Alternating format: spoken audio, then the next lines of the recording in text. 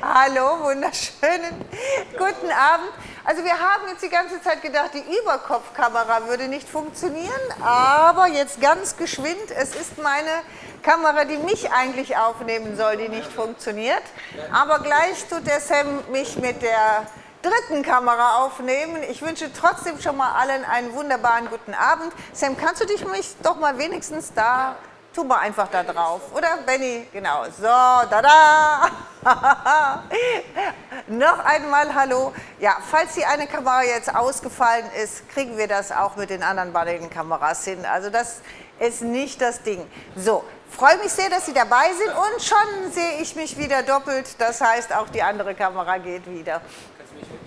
So, also, heute, also zuerst einmal in eigener Sache, wie soll ich sagen, vielen herzlichen Dank für Ihre Treue. Sie haben uns sehr viel schöne Arbeit beschert.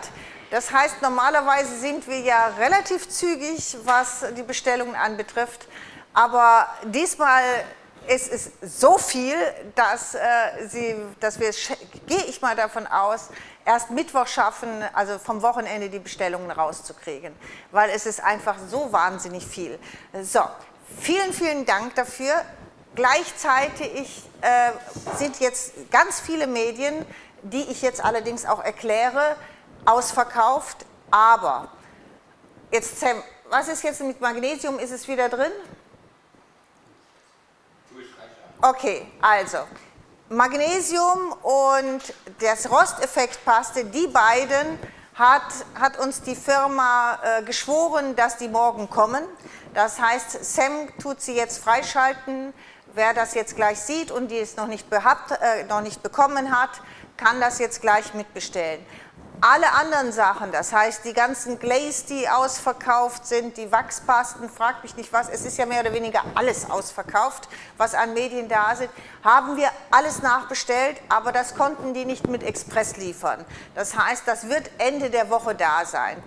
Lohnt sich auch ein bisschen zu warten bis Ende dieser Woche dann, weil Ende dieser Woche kommen auch ganz neue, tolle MDF-gelaserte Teile, die wir dann gleichzeitig mit freischalten und dafür einen Newsletter rausschicken.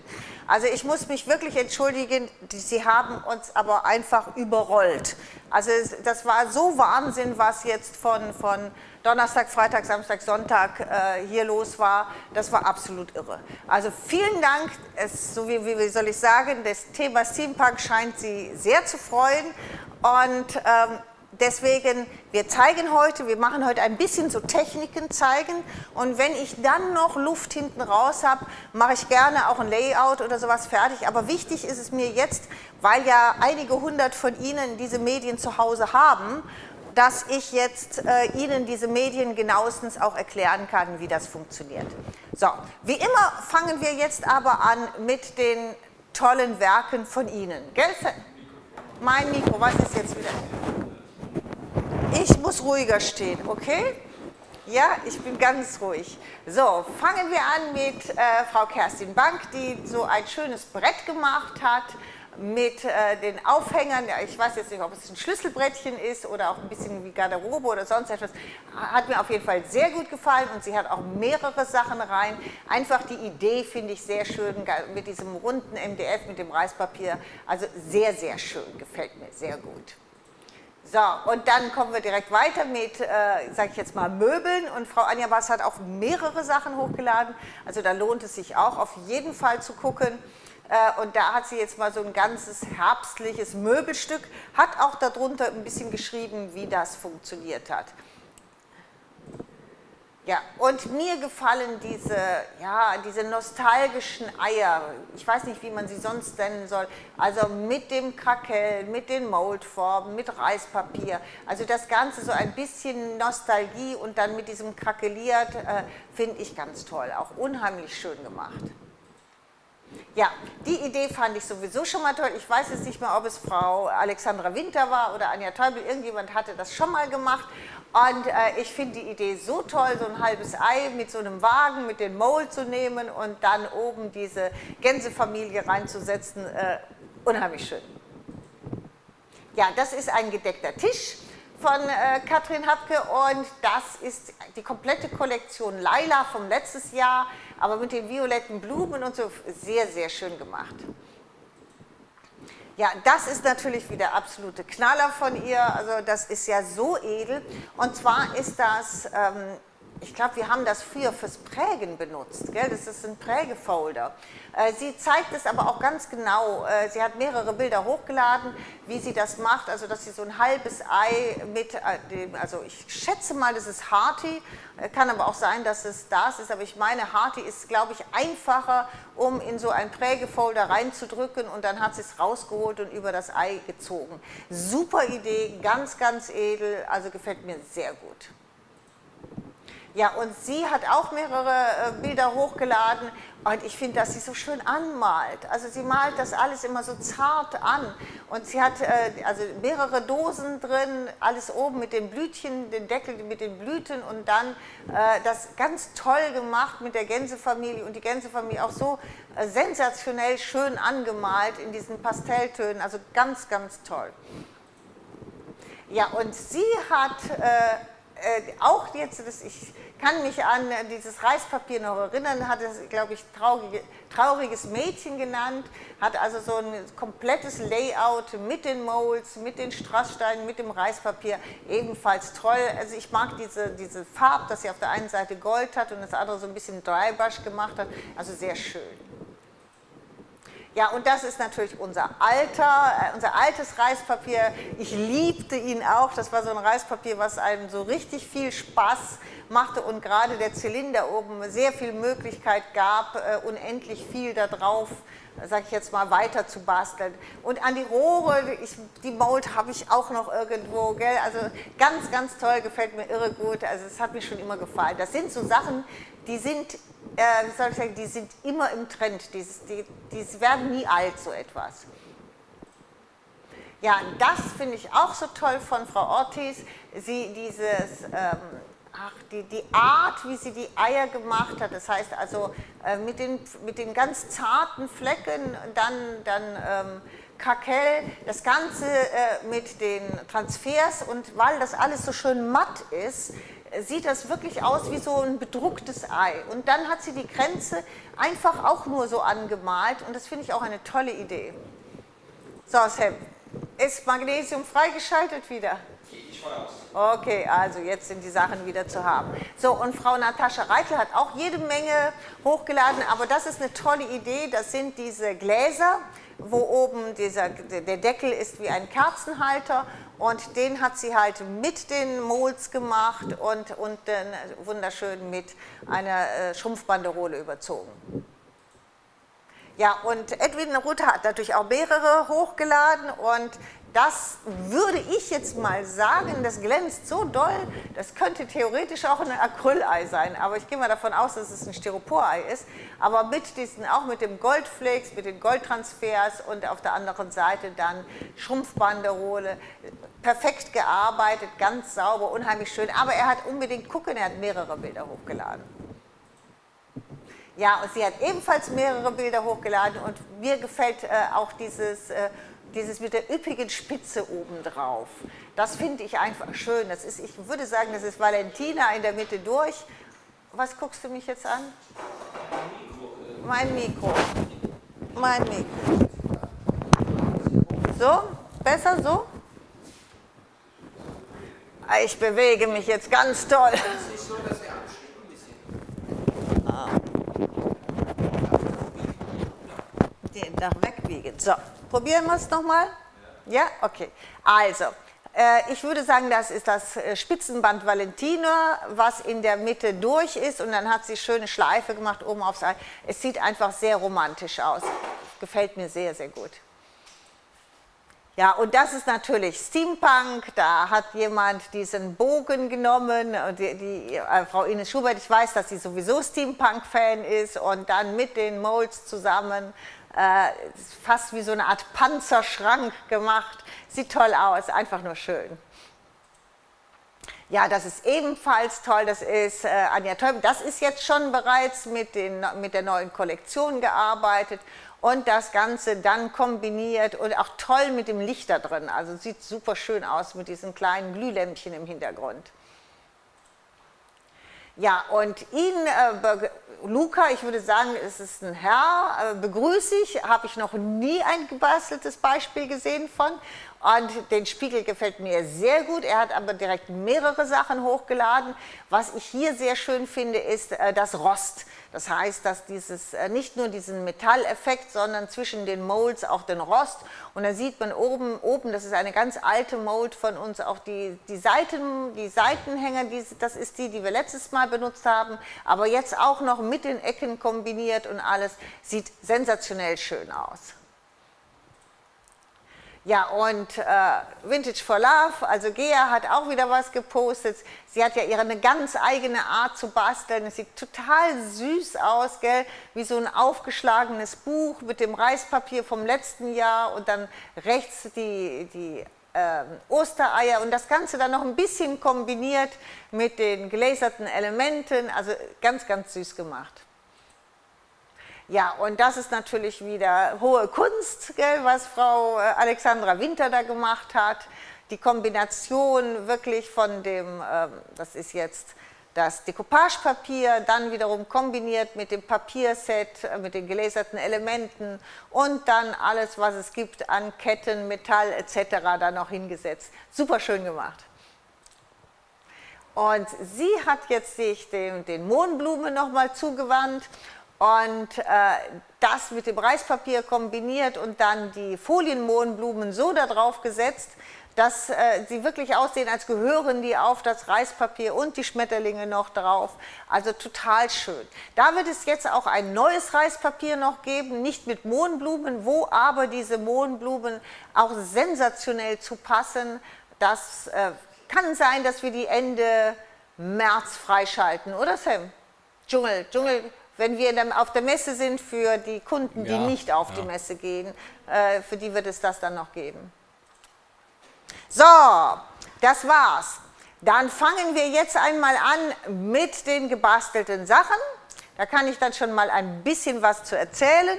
Jetzt, das ist jetzt das gelaserte Element. Im Hintergrund, was jetzt so aussieht wie so ein großer Rahmen, das ist tatsächlich nur eine Hartschaumplatte. Und wir haben diese Hartschaumplatte mit den, sag ich jetzt mal, den Gears, also mit den Zahnrädern und da ist auch noch die andere Mold drauf, links und rechts vom Rahmen verziert. Danach ist das mit Wachs gearbeitet und dann zum Schluss auch noch mit Rost. Dieses Rostpulver, was in dem Rosteffektpaste enthalten ist, habe ich hier mit Expresskleber aufgebracht. Das heißt, Expresskleber drauf, Rostpulver drauf streuen und dann auch bereits diese Flüssigkeiten, die in der Effektpaste mit enthalten sind, drauf gesprüht und dann einfach nur liegend trocknen lassen. Und dann entsteht dieser Rost, wie man das hier auf diesen Rahmen sieht. Das sind die ersten 2 Fragen. Ja. Ach, jetzt hört man mich. Gibt es die Schürze, die du anhast, bei uns zu kaufen? Nein. Die haben wir hergestellt und es kommen auch nochmal neue. Die sind eigentlich für die Messen und für mich, damit ich hier halbwegs glimpflich, wenn ich arbeite, rauskomme. Nee, die haben wir einfach nur 20 Stück oder so bestellt. Leider nicht. Und die zweite Frage zum Metall. Der Metallschlüssel, kommt der wieder? Nein, ist der schon aus? Okay. Nein, der Metallschlüssel kommt nicht mehr. Nein, leider nicht. Aber es kommt jede Menge Neues. Ja, wie immer. Es kommt jede Menge, es kommt immer neu. Aber für alle, die es, also sensationell ist diese Sortierung mit den kleinen Zahnrädern. Ich weiß gar nicht, ob das jetzt ein komplettes hier ist. Das ist eine Sortierung, das heißt, da sind nicht immer die gleichen drin, aber die drin sind, egal welche Sortierung sie kriegen, die sind einfach der Hammer. Und da hat der Sam sich im Preis auch ein bisschen vertan. Also da ist dieser Preis, ihr braucht es nicht lachen, das ist fast geschenkt für die, ja. weil die sind so sensationell verarbeitet. Also das ist jetzt schon ein angebrochenes, das ist kein frisches Set, was ich hier habe. Aber wenn man sich das mal anguckt, wie toll die verarbeitet sind, ich weiß nicht, ob man das jetzt hier sehen kann, wie aufwendig, also Zahnrad mit noch einer kleinen Schraube. Kann man irgendwie mal näher dran oder muss ich das hier von oben machen? Du musst es jetzt machen. Okay, Da, wo du mich, dann mache ich das von oben. wo du mich jetzt so kritisiert hast, dann Ja. bleib ich jetzt sitzen. Ja. Aber ich weigere mich, teurer zu werden. Nein, es ist kein Bildkopf. So, aber einfach mal so, wenn man sich die mal anguckt, also wie toll die gearbeitet sind, hier mit dieser kleinen Schraube drauf, dann sind hier ganz, ganz kleine, auch diese hier, wenn man sich diese anguckt, dann sind die in Gold, in Silber, in Kupfer und auch dieses Gold. Und da sind so schöne Teile dabei. Ich weiß nicht, ob ich noch eine Sortierung hier habe, eine volle mal. Nee, ich habe nur lauter angebrochene hier. Aber sie sind einfach, also das, was da drin ist, ist einfach der Knaller. Da sieht man ja, wie viel mehr da drin sind. Und das Ganze für 2,99 €, ich glaube, da hat jeder gemerkt, da Danke, stimmt Sam. was, Sehr da gut, stimmt Sam. was Danke, nicht. Sam. Nee, Super, oder? Die Sam. sind doch toll. Ich bin der König. Ja, du bist der So König. viel Lob kriegst du ja nicht. Das glaube ich dir. Ja. Nein, also die sind einfach nur toll. Kann ich jedem nur empfehlen. Auch gerade weil es eine Sortierung ist und weil sie relativ günstig sind. Das heißt, wenn man da Lust hat mit zu basteln, da würde ich 2, 3 nehmen, weil da wundert sich immer, was man dann noch da rauskommt, was da noch alles mit drin ist.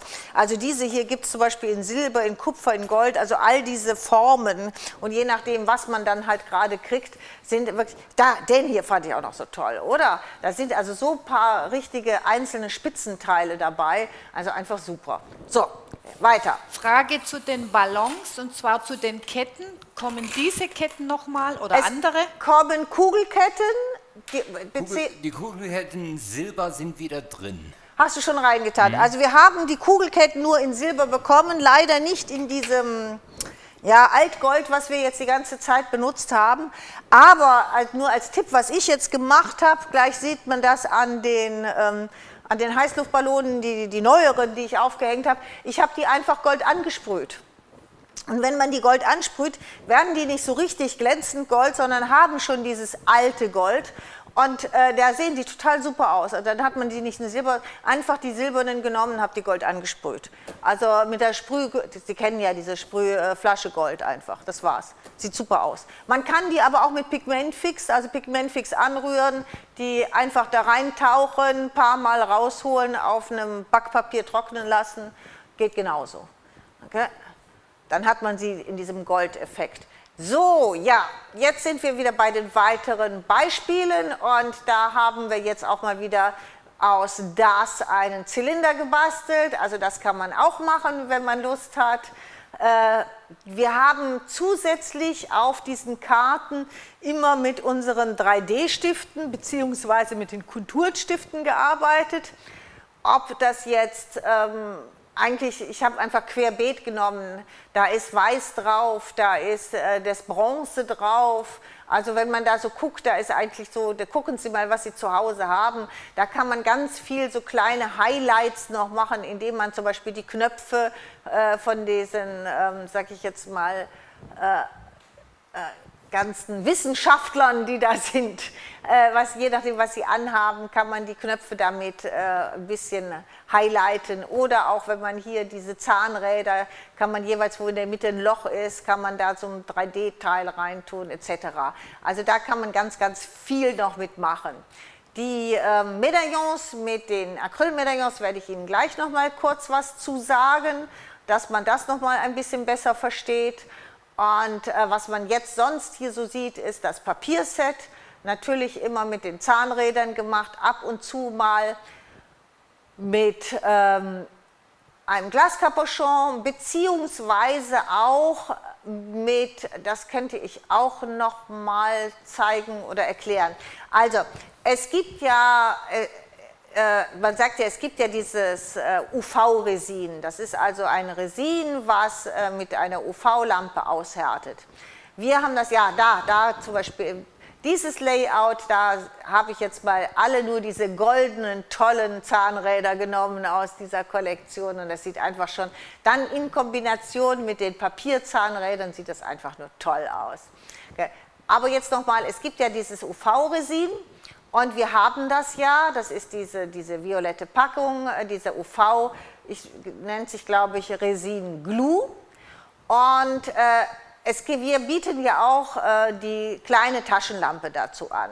So, ich weiß nicht, ob Ihnen das auch passiert ist, also mir ist es regelmäßig passiert, wenn ich das Ganze etwas großflächiger aufgebracht habe, weil ich wie so eine Art Glaskabochon irgendwo einen klaren, sage ich jetzt mal, Resin-Schicht haben wollte, dann hatte das immer ein bisschen geklebt. So, genau, gehen wir auf diese Karte, da sieht man die Glühbirne in der Mitte, wo der Herr auf seinem Zahnrad, sage ich ja, Maschine da sitzt. Dahinter ist die Glühbirne, die so glänzt. So. Und das ist jetzt zum Beispiel mit unserem UV-Resin gemacht. Aber ich hatte immer das Problem mit unseren Taschenlampen, also die angeboten werden, die wir anbieten, die sind natürlich auch günstig, dass das dann nicht so wirklich ausgehärtet ist, sondern es blieb immer noch so ein bisschen klebend. Und das hatte mich dann geärgert und dann habe ich mich informiert und dann hatte man mir gesagt, eine Taschenlampe, die also Resin, UV-Resin dick aushärten möchte oder soll, die muss mindestens 36 Watt haben. Und dann bin ich halt einfach mal ins Internet gegangen und habe mir eine Taschenlampe mit 36 Watt bestellt. Muss dazu sagen, die kostet 60 €. Aber die lässt sich laden mit einem Kabel und wer also viel damit macht oder Schmuck machen möchte, kann ich nur empfehlen. Weil wirklich innerhalb von Sekunden ist jetzt dieses Resin ausgehärtet und es klebt richtig und all diese Probleme, die ich vorher hatte, dass das immer noch so klebrig war oder sonst was, ist jetzt nicht mehr. Das heißt, ich kann mit dem, ja genau, jetzt gehen wir auf die beiden Uhren da. Und oben ist auch nochmal, wenn man jetzt hier diese beiden Uhren da anguckt, da sehen ja die Zifferblätter aus, als wären die mit einem Glaskabochon gemacht. Und diese beiden Zifferblätter sind jetzt mit unserem UV-Resin gemacht.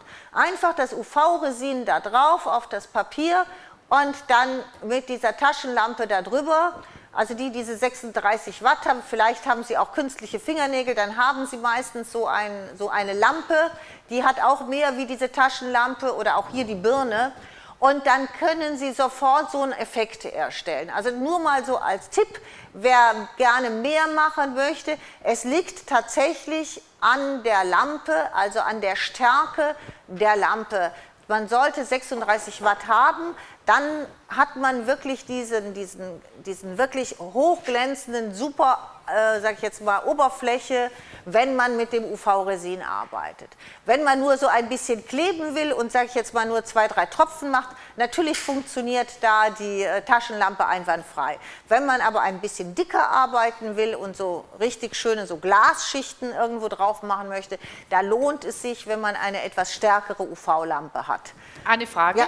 Könnte man das auch mit dem 3D-Lack machen? Ja, aber der hat nicht diesen Hochglanz, also und ist nicht so klar. Natürlich sind die klar und das sieht man, wenn man es nebeneinander hält, dann würde man es richtig sehen. Aber diesen wirklichen Glaseffekt, den hat der 3D-Lack nicht. Natürlich hat er einen Glanz und ist auch ein bisschen erhaben, gar keine Frage, aber es ist schon ein Unterschied. So, jetzt sind wir beim Triptychon angelangt und auf dem Triptychon habe ich mit den Glaze-Pasten gearbeitet. Da komme ich nachher auch noch mal ausführlich zu. Und natürlich mit unseren Molds und da ist mit dem Wachs gearbeitet. Auch das sind alles, wie man da jetzt mit dem Wachs arbeitet. Also das ist alles mit Wachs gemacht. Da ist also sonst also Farbe und dann Wachs. Da ist jetzt keine Antique Paint oder so etwas drin. Das werde ich Ihnen nachher aber alles erklären. Okay? So, was sich natürlich sehr schön anbietet bei dieser Uhr, ist wiederum unsere Acrylmedaillons zu benutzen, dass man die dann zum Beispiel da drauf setzt auf dieses Reispapier. Dementsprechend hat man sofort natürlich diesen anderen Effekt. Und diese sage ich jetzt mal, diese Acrylmedaillons, die habe ich natürlich genauso wie wir das schon mal gezeigt haben bei den Acryleiern, auch mit der Lasur, also flüssigen Lasur, von innen dann mit dem Schwämmchen am Außenrand ein bisschen braun gemacht, dass die ein bisschen alt aussehen. Ja, und sonst ist das alles einfach nur halt ein bisschen verbunden, ein bisschen mit Kette und etc. etc. Einfach so, wie es Spaß macht. Es macht richtig Spaß. Also wir haben heute schon ein paar Mal gesagt, wenn wir gleich zu den Heißluftballonen kommen, man kann da noch viel, viel mehr machen, aber uns ist effektiv die Zeit weggelaufen. Wir haben es einfach nicht mehr geschafft, mehr zu machen. So, das sind auch wieder die Karten und da sieht man, die Bordüren von dem Papierset sind ja diese Maßbänder, die einfach so toll aussehen. Und die kann man immer wieder einfach an den Seiten ein bisschen braun machen und dann also kringeln, drehen, auf alt machen, Stücke benutzen. Also da ist keinerlei Grenzen gesetzt für ihre Kreativität. Eine Frage, ja. Welches Grün wurde da genommen? Ja, das erkläre ich alles gleich. Die Basis ist die Giftgrün Chalky Farbe. Das ist die Basis. Und da drauf ist aber dann jetzt ist dann mit den Wachspasten gearbeitet worden. Also da drauf ist die Antikpaste weiß und die Wachspaste grün und unten drunter allerdings dann das Pigment fix. Aber ich werde das gleich erklären, ich werde Ihnen gleich zeigen, wie das geht. Ja, hier haben wir dann ja auch immer noch so ein paar Details mit den 3D-Pens oder den Konturen-Pens gemacht. Eigentlich überall.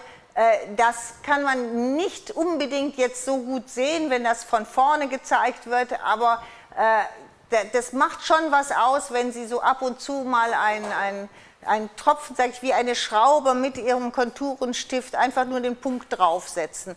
Also da kommt schon viel mehr drüber, wenn man das auf der Karte macht, wenn man das auf den Lasercuts macht. Also sieht schon, Sam, da ist der Medaillon runtergefallen. Hast du es gesehen? Ja, so, ja, da ist eines meiner Lieblingskarten. Sam weiß warum. Denn ich doch, weil der Herr, der rechts steht, du bist. Nein. Habe ich sofort gesagt. Ich habe den das bin gesehen, ich nicht. das Nein. ist Sam. Nein, ich gucke nie so hier unfreundlich. Hier sieht man ein bisschen, dass ich überall, wo die Schrauben waren, halt einen kleinen Punkt gemacht habe. Also das kann man machen und dann hat man relativ schnell noch ein bisschen mehr Dreidimensionalität. Ja, hier auch bei dem Layout schön mehrere Ebenen arbeiten. Die Leute da halt wieder mit den Spulen gearbeitet und dann mit den Zahnrädern. Die Ketten habe ich dann immer an die Zahnräder befestigt und dann halt runterhängen lassen. Also da kann man so viel machen und es macht so unendlich viel Spaß. Also das ist richtig, sage ich jetzt mal, da muss man nicht so nachdenken, oh, was machst du jetzt und wo tust du jetzt die Blume drauf oder wo machst du jetzt dieses, sondern das geht einfach von der Hand, weil es einfach so schöne Materialien sind, wo man einfach so toll mitarbeiten kann. Und es sieht immer irgendwie ja, genial aus, sagen wir es mal so. Gell? Das ist so ein Thema, was richtig Spaß macht. Mir hat ja auch Harlequin so viel Spaß gemacht. Aber Steampunk ist jetzt auch so etwas, was ich immer geliebt habe. So. Eine Bitte, Ja. Könnte man nochmals die Medaillons von Namen zeigen? Ja, ich nehme gleich eine und erkläre das auch gleich nochmal.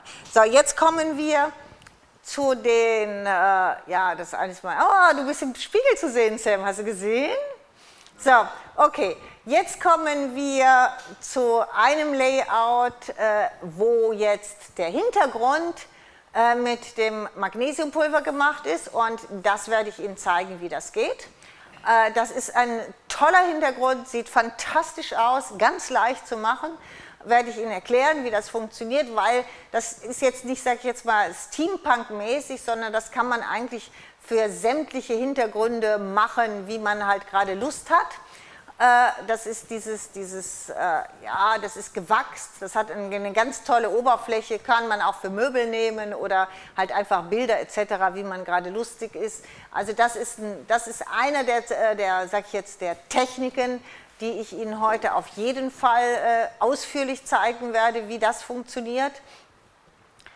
Und die Medaillons, die werden wir auch gleich nochmal nehmen und die werde ich Ihnen dann auch nochmal zeigen, sage ich jetzt mal ein bisschen Step by Step, wie das zusammengesetzt wird und wie man das machen kann. Ja. Hier haben wir dann nochmal die Uhr und hier ist jetzt auch wieder mit Zahnrädern gearbeitet und ganz viel mit dem Konturenstift, also ganz viele Pünktchen und Ketten und so mit dem Konturenstift außenrum. Ich glaube, das war eins meiner ersten Layouts. Und jetzt kommen da oben die Heißluftballone. So, diese Heißluftballone sind gemacht aus einem Styropor-Innenteil. Jetzt halt mal gerade, muss man gerade halten, solange ich, kannst nachher nochmal ins Detail gehen. So, Styropor-Innenteil, außenrum wieder mit Hardie. Dann haben wir da, sag ich jetzt mal, eingedrückt. Im Grunde genommen, wie wir es bei den Eiern gemacht haben, aber so eingedrückt, dass da die Möglichkeit ist für die Kette, dass man diese Kette reintun kann. Also erstmal Styroporkugel, dann hart hier oben drüber eingedrückt, alles trocknen lassen. Dann angemalt in den Farben gelber Sand und in dem Gift grün. Anschließend krakeliert, also Krakelierlack, erste und zweite, und das Ganze dann mit Antikpaste weiß. Das heißt, deswegen sieht man die Risse in weiß auf den, sag ich jetzt, auf den Kugeln. So. Dann haben wir die Ketten aufgeklebt. Sie sehen da unten, der Korb ist zum Beispiel die viereckigen Molds von der Hintergrundmold. Die anderen habe ich die Zylinder genommen. Das heißt, wenn man jetzt da so guckt, das sind ich wollte eigentlich Zylinder machen, die ich noch überall hinstelle. Und dann habe ich mir überlegt, ach, man kann die doch auch in den Zylinder reinsetzen, das ist doch mal was anderes. Das heißt, dann habe ich den Zylinder genommen und habe den halt andersrum gedreht und habe die Ketten da befestigt und dann die gelaserten Elemente rein.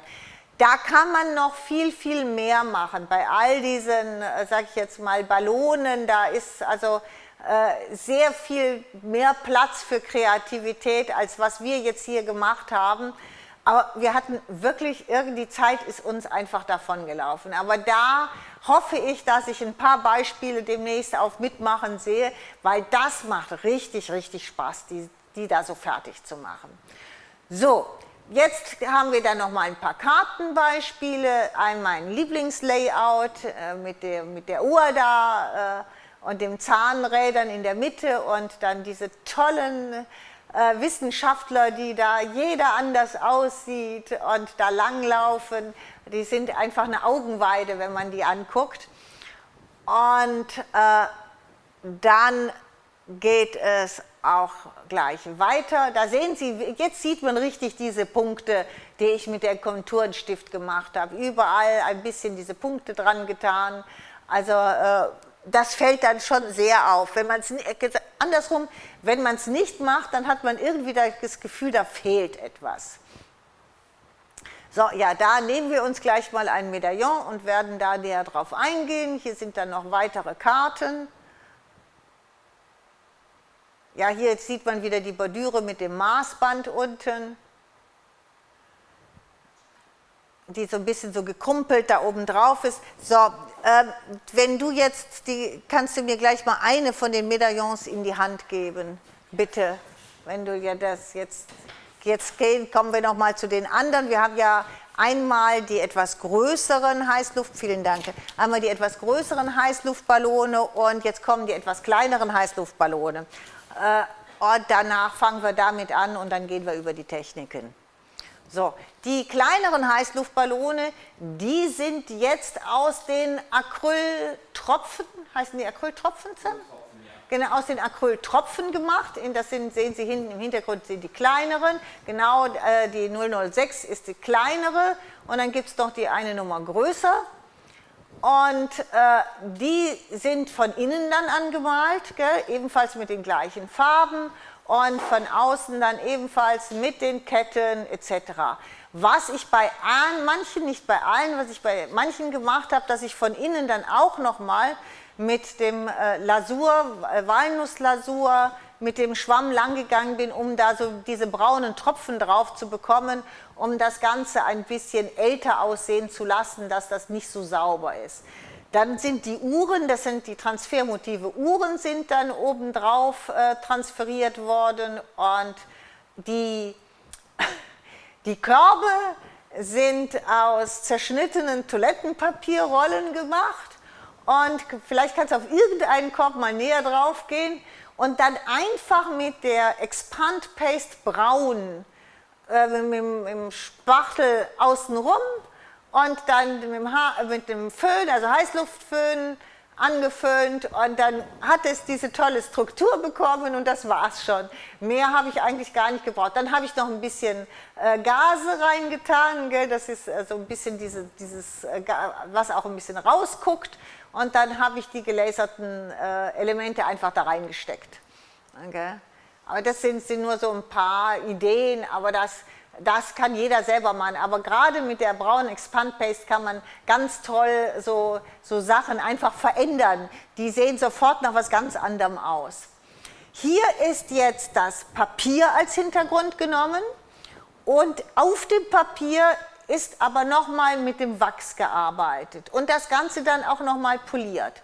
Und man sieht dass man so ein bisschen dieses Grün-Schwarz um diesen Mittelpunkt herum, gell? Das heißt, dieses Dunkle, das ist das Wachs, was auf das Papier aufgetragen wurde und dann ein bisschen wegpoliert wird. Gell? Das ist also der Grund, weswegen hier das Papier ein bisschen anders aussieht. Ja, und dann sind noch die verschiedenen Größen wieder, weil wir haben ja auch die Uhren in verschiedenen Größen und hier sind die Medaillons, wir haben die manche auf so Ständer getan und natürlich kann man die auch alle hängen, aber es ist gerade so auf Ständern kann man sie auch schön hinstellen und dann sehen sie auch toll aus. Eine Frage, ja. Sind die Aufhänger bei den Ballons mit Heißkleber angeklebt? Ja, also bei den Acrylballons habe ich mit Heißkleber angeklebt, bei den Styropor habe ich die reingesteckt einfach. Das ist ja Styropor, da kann man reinstecken, ein Tröpfchen Kleber dazu und dann steckt man sie rein.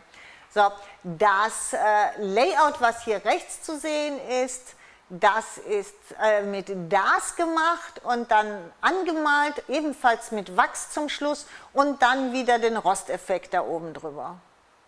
Ja, und dann fliegen unsere ganzen Ballone oben drüber. So. Eine Frage, die Wachspaste grün, kommt die auch nochmal? Die kommt also, die ganzen Glaze sind ja aus, die Glaze kommen, die ganzen Wachspasten, also alle Wachspasten, die jetzt ausverkauft sind. Auf jeden Fall bestellt, müssten circa Freitag wieder da sein, hoffentlich, wenn die in Stock sind. Ja. Genau, was ganz wichtig ist, wir haben also ein paar hundert von den Wachspasten weiß bestellt, weil Wachspaste weiß, also diese etwas kleineren, wir haben jetzt nur noch die große im Shop und die ist etwas teurer, aber es gibt ja auch in dieser Größe Wachspaste weiß, die werden für uns nochmal hergestellt, deswegen haben wir direkt ein paar hundert bestellt, weil das ist so eine Basis, die wir brauchen. Sam, wir müssen noch auf die Verlosung.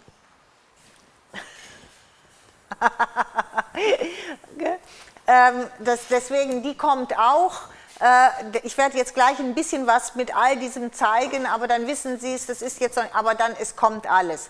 So, es ist ja noch Osterzeit und wir verlosen einmal, der erste Preis ist dieser tolle Ständer, der wirklich, also Sie können die Kerzen drauf tun, Sie können die Eier dann zum Beispiel dranhängen. Man kann zum Beispiel oben in der Mitte kann man ganz toll so ein größeres Styroporei draufsetzen. Also dieser tolle Ständer, dieser antike Ständer ist der erste Preis. Und dann diese Hasen rechts daneben, die so auch diesen krakelierten antiken Finish haben, die zwei, die gibt es dann nochmal beide als zweiten und als dritten Preis. Also immer diese zwei, die man so zusammensetzen kann. Die haben so einen richtig alten, antiken Finish und dementsprechend passen sie perfekt, wenn Sie sie gemacht haben, zu den beigen krakelierten Eiern zum Beispiel, die wir ja hier so auch erklärt haben. Also da sollten Sie eigentlich zu kommen, aber Sie sind natürlich zu spät gekommen. Aber für Sie kommt das Ganze ja jetzt genau richtig. So, gehen wir mal ganz kurz auf die Medaillons ein. So, wir haben ja 3 verschiedene Größen an Styropor. Und zwar, jetzt muss man mich aber, falls ich da was falsch mache, jetzt ziehen wir mal meine Brille, weil ich weiß diese Größen nicht auswendig. Fangen wir mal an. Wir haben 8 cm, wir haben 10 cm und das ist 12. 8, 10 und 12 cm haben wir als Styropor-Medaillons. Wenn man sich jetzt den Bogen anguckt, da sind die Uhren ja auch in verschiedenen Größen drauf. Gearbeitet haben wir so, dass wir die Transfers direkt auf das unbehandelte Styropor-Medaillon draufgeklebt haben, also in die Mitte. Dann haben wir geschaut, welche Größe der Acrylmedaillons passen dazu. Wir haben die 10er haben wir für das 12 genommen. Das heißt, wenn man das jetzt hier mal anschaut, das passt schön da drauf. Also für ein 12er Styropor ein 10er Acryl und dann für ein 10er Styropor haben wir das 8er Acryl genommen. Und das ist jetzt das, was man jetzt hier zum Beispiel sieht. Und das heißt, wir haben also erst die Transfers drauf gemacht. Dann kann man, glaube ich... Die gehen direkt auf den Styropor, die Transfers? Ja, direkt auf Styropor. Okay. Ja. Wahnsinn. Und wenn man sich das jetzt anguckt, dann sieht man, dass ich dann wo die Uhr zu Ende war, dann einmal komplett drumherum mit dem Giftgrün gemalt habe. Gell? Danach habe ich, ich sage jetzt nur, was ich gemacht habe, aber Sie können ja machen, was Sie wollen. Dann habe ich innen um die Uhr herum eine Kette draufgesetzt.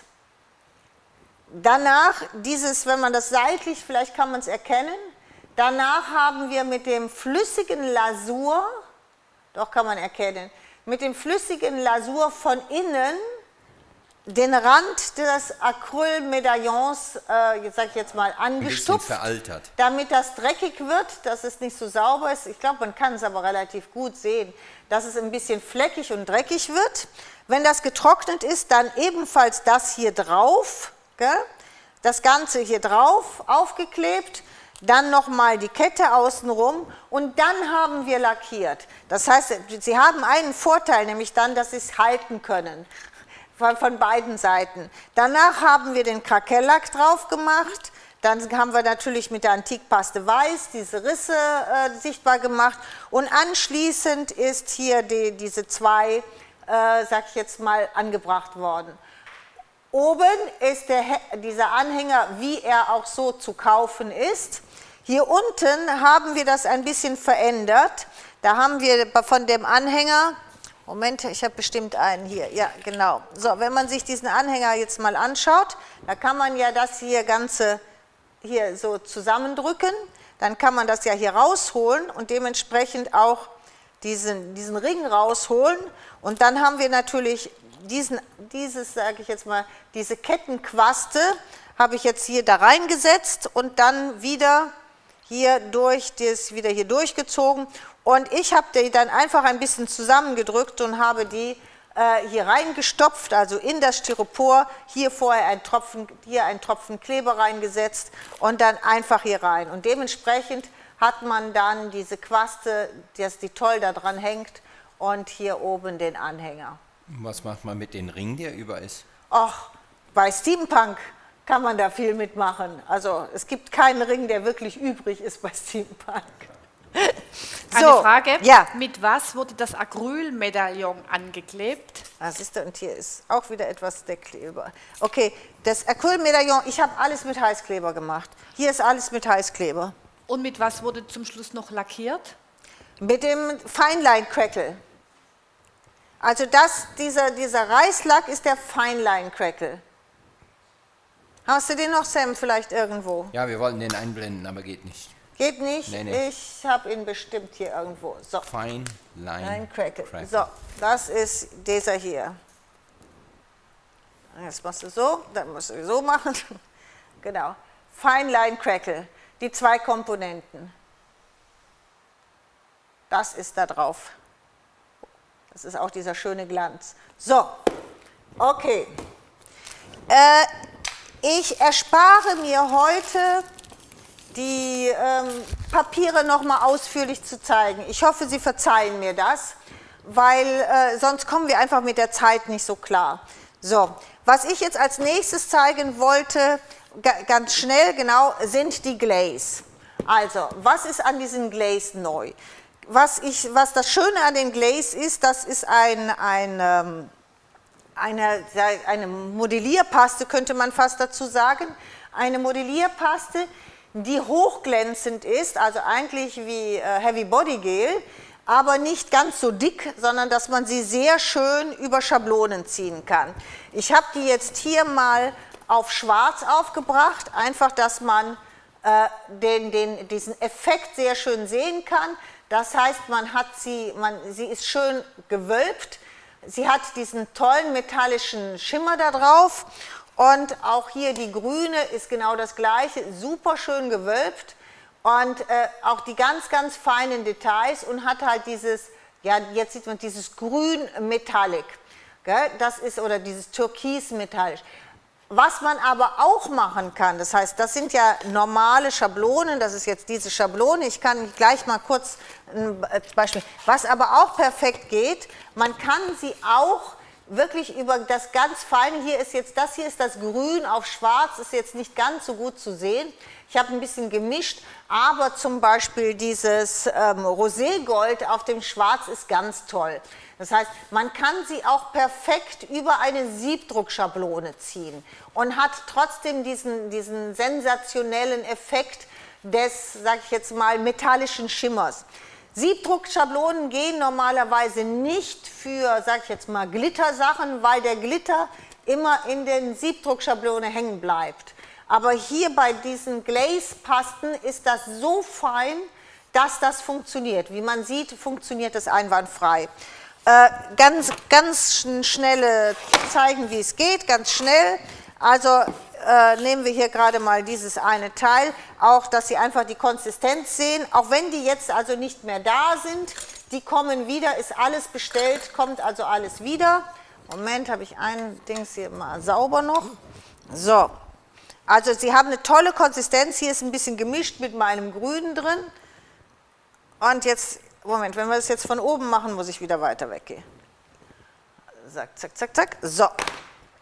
Und jetzt geben Sie das einfach auf, wie, sag ich jetzt mal, könnte man fast sagen, wie eine Stencil Paste. Wow, das war natürlich nicht clever. Jetzt habe ich einen Fehler gemacht, also egal. Gehen wir trotzdem noch hier drüber. Sie können natürlich ist das verrutscht oder was? Ja, ja, einmal, siehst du doch. Das kannst du nicht erkennen. Und wie die verrutscht ist, die ist jetzt hier in der Mitte einmal matsch hier. So, aber ist ja nicht schlimm. Es geht ja nur ums Prinzip. Also lässt sich super leicht auftragen, wie man sieht. Ist auch von der Konsistenz unheimlich schön. Hier sieht man, wie die verrutscht ist. Ist von der Konsistenz, wo tue ich das jetzt gerade hin? Eine Frage, hält das Glaze auch auf Glas? Geh mal hier, Sekunde, geh mal gerade hier drauf, genau, da kann man sehen.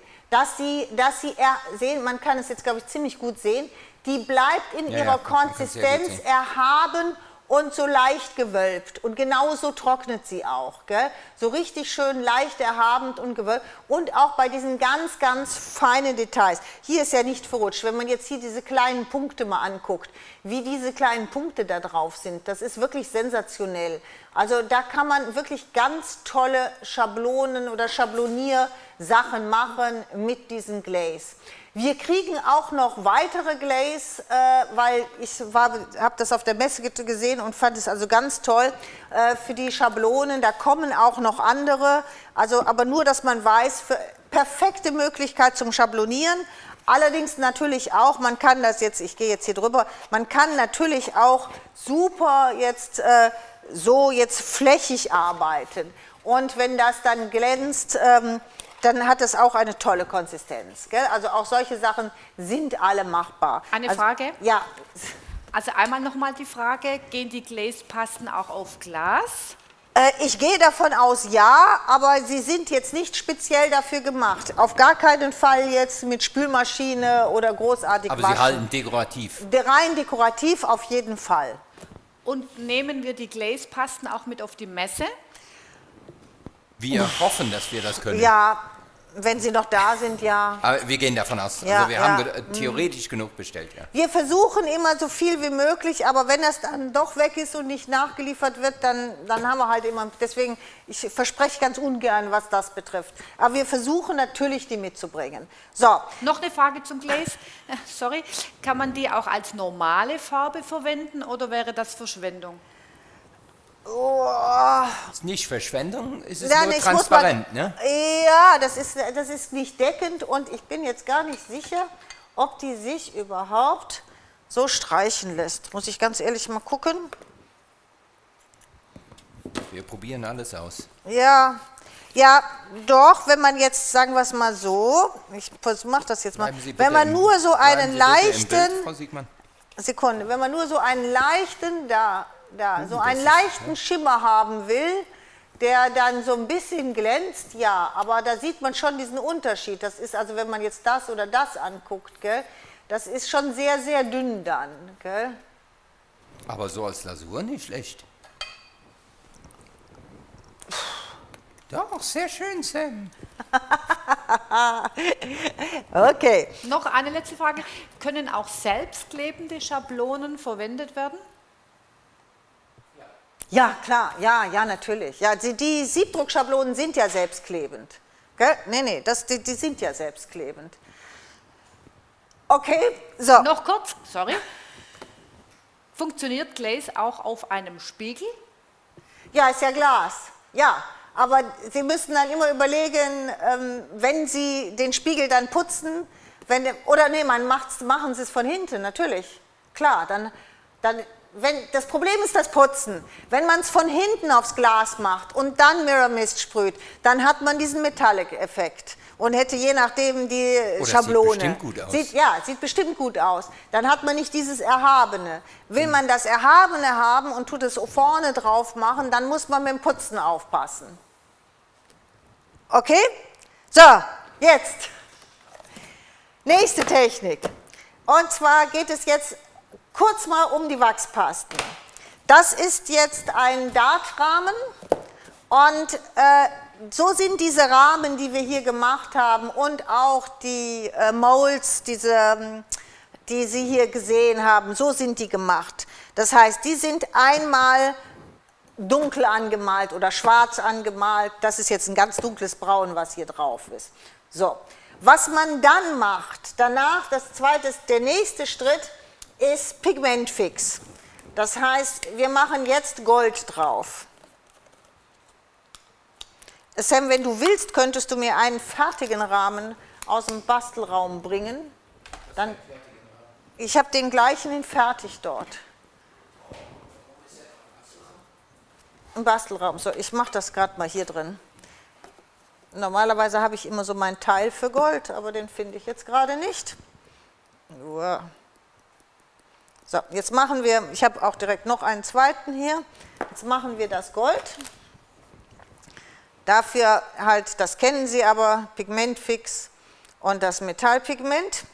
Und wir machen das mit Absicht andersrum, weil wir ja jetzt gerade für Steampack oder wenn ich so einen Rahmen auf alt machen möchte, möchte ich zwar Gold haben, aber ich möchte nicht dieses sehr schreiende Gold, wenn ich jetzt nur dieses Pigmentfix benutzen würde, gell? Dieses klare, starke Gold, sondern ich möchte ja so ein bisschen, es soll ja auf alt aussehen, also nicht so perfekt. So, jetzt gucken wir mal, ob das genug Gold ist.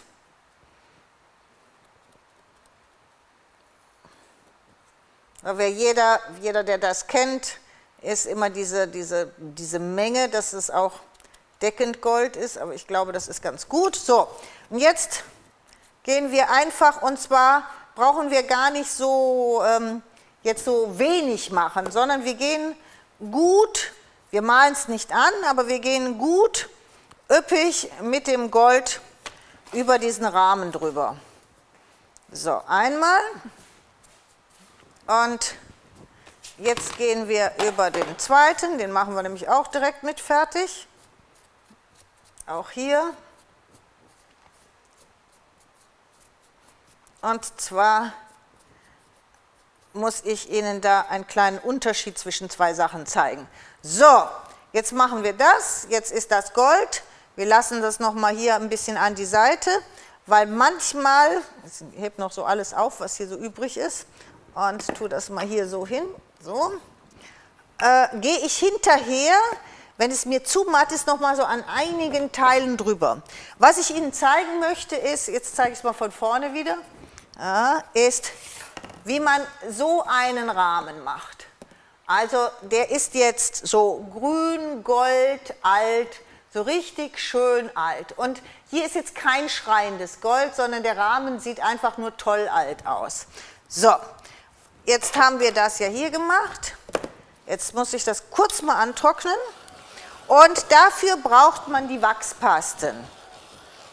Und zwar brauchen wir die Wachspaste grün, die Wachspaste weiß und man kann alternativ dazu auch Antikpaste weiß nehmen.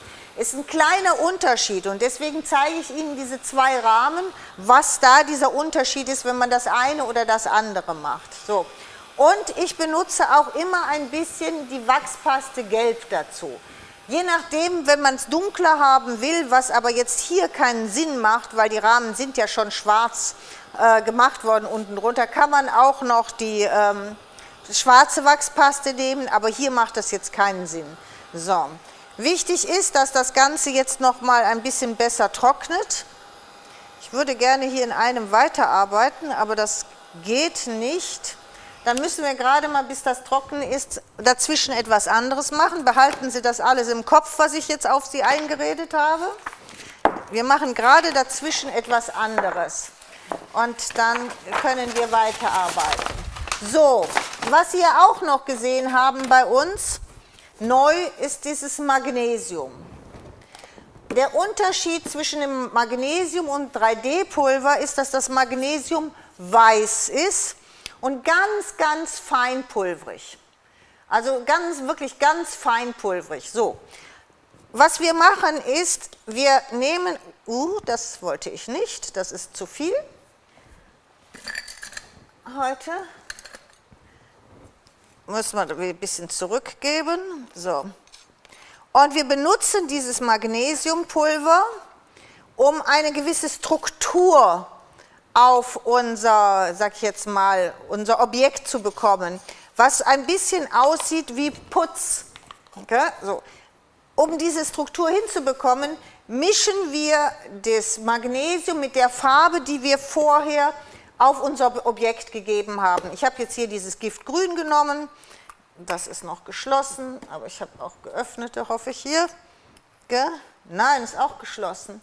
Gibt es doch gar nicht. Gar keinen. Moment, nee, das ist Moospaste. Okay, da muss ich doch einen aufmachen. Mischen das mit der Farbe. So, ein bisschen hier. So. Was Sie machen können, ist jetzt das einfach jetzt so aufbringen. Sie können aber auch hier zum Beispiel mit, ich muss noch ein bisschen mehr, mit Schablonen arbeiten. Den Effekt zeige ich Ihnen gleich. Ich habe alles vorbereitet, dass man da gut was machen kann. So, es muss jetzt nicht so perfekt hier umgerührt werden. So, was Sie jetzt machen, Sie bringen das einfach auf. Nicht ordentlich, gell, sondern einfach hier so, da wo Sie eine Struktur haben möchten, auf Ihre Unterlage auf. Das sind wirklich sensationelle Effekte, die da entstehen. So. Dann mache ich nochmal hier. So. Das Ganze, egal wie das jetzt hier aussieht, gell, lassen Sie trocknen. Gell? Richtig gut trocknen und dann malen Sie mit irgendeiner Komplementärfarbe drüber. ich habe jetzt, da wir die ganze Zeit mit gelbem Sand und Giftgrün gearbeitet haben, habe ich jetzt einfach gelben Sand wieder drüber gemalt und das Ganze trocknen lassen. So, Eine Frage. Sekunde. So wie es jetzt aussieht, trocknen lassen, weitere Farbe drüber. So. Und wenn das dann die weitere Farbe drüber ist, dann sieht das so aus. Je nachdem, wo es dick war, fängt das an zu krakelieren. Gell? Sie sehen, hier ist richtig Krakell drauf. Hier sieht man dieses Ganze da. Überall sieht es so ein bisschen komisch aus. Hier wieder so ein bisschen Krakell und so hier diese Struktur. Und das Ganze müssen Sie jetzt mit einem Schwamm abschleifen. So, und jetzt kannst du, solange ich schleife, Fragen stellen. Frag, Sabine. Mit was wurde das Objekt vorher grundiert? Die Platte, wurde die vorher grundiert? Nein, einfach nur das Giftgrün drauf. Und was ist es nochmal für eine Unterlage?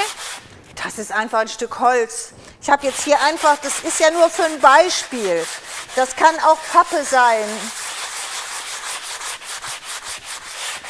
So, und jetzt schleifen Sie das einfach mit so einem Schleifschwamm ab. Und jetzt sehen Sie ja schon, wie dieses Magnesium, muss ich das gerade mal hier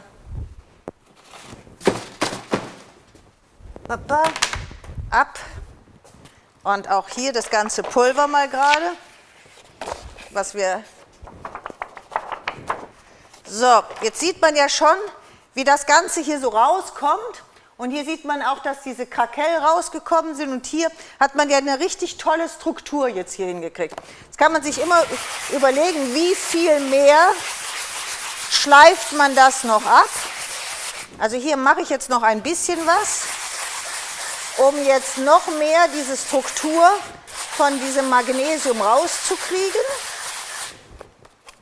So. Am besten ist dann auch mit einem Tuch einmal so drüber. So. Und jetzt habe ich ja schon, wenn man so guckt, sieht ja schon toll aus. Hat ja schon so ein bisschen was von der Wand. So, und jetzt kommt's. Und jetzt nehmen Sie weißen Wachs. Und deswegen jetzt, da geht jetzt keine Antikpaste. Gell? Jetzt müssen Sie weißen Wachs nehmen. So, und jetzt... Weißen Wachs kommt, wenn es bei uns ausverkauft ja, genau. kommt Und es in den nächsten. Reiben Sie mit einem Pinsel, ich mache es mit dem Pinsel, einfach richtig schön, weil ich will auch so ein bisschen drehen, dass ich diesen weißen Wachs überall da so schön reinkriege. Gell? In diese ganze, damit diese Struktur noch besser rauskommt. Man kann sich auch ein bisschen helfen, weil dieser Wachs ja ziemlich dick ist, indem man kurz anföhnt, dann wird dieser Wachs ein bisschen flüssiger und man kommt noch besser in diese Strukturen, sage ich jetzt hier mal so rein. Sie werden das gleich sehen, der geht wirklich in jedes dieser, sage ich jetzt, kleinen Risse, die ja von ganz alleine gekommen sind. Hier ist ja gar kein Krakellack drauf. Der kommt von ganz allein durch diese, sage ich jetzt, durch das Magnesium in Verbindung mit diesen Farben, die da drauf sind. So, jetzt hat man das einmal schön eingerieben. Da sieht man das auch schon, was ich da zeigen will gleich. So. Und jetzt müssen Sie das Ganze polieren. Und da eignet sich unterschiedlich entweder ein Mikrofasertuch oder auch ein Zewa-Wisch und weg. So, und das ist jetzt ein bisschen Arbeit, aber es lohnt sich. Das heißt, Sie polieren jetzt hier drüber, und ich werde es Ihnen gleich zeigen, nicht nur, dass Sie eine sensationelle Struktur kriegen, Sie kriegen auch durch den Wachs einen fantastischen Glanz. Oh, das sieht echt gut aus. Ja, das kommt gleich. Also wenn man muss da ein bisschen, ich sage, da muss man ein bisschen Kraft aufwenden. Aber es lohnt sich total.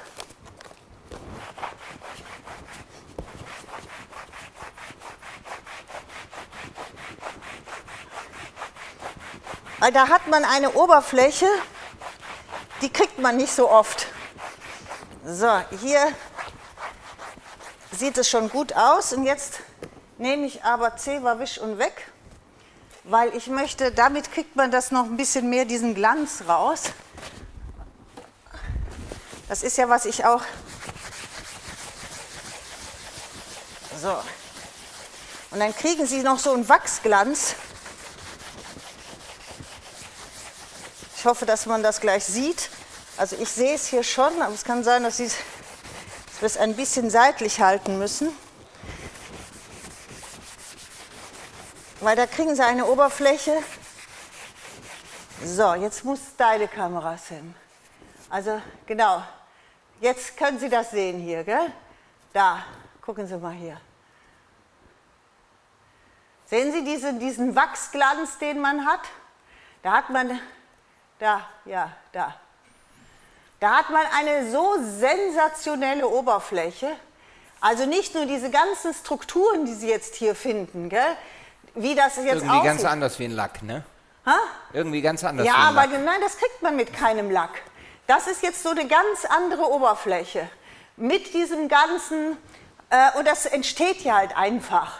Man kratzt ja einfach das da drüber und es entsteht einfach. Und es sieht einfach sowas von toll aus, weil das sind ganz andere Oberflächen. Da kann man richtig sensationelle Layouts machen und dann da oben drauf weiter.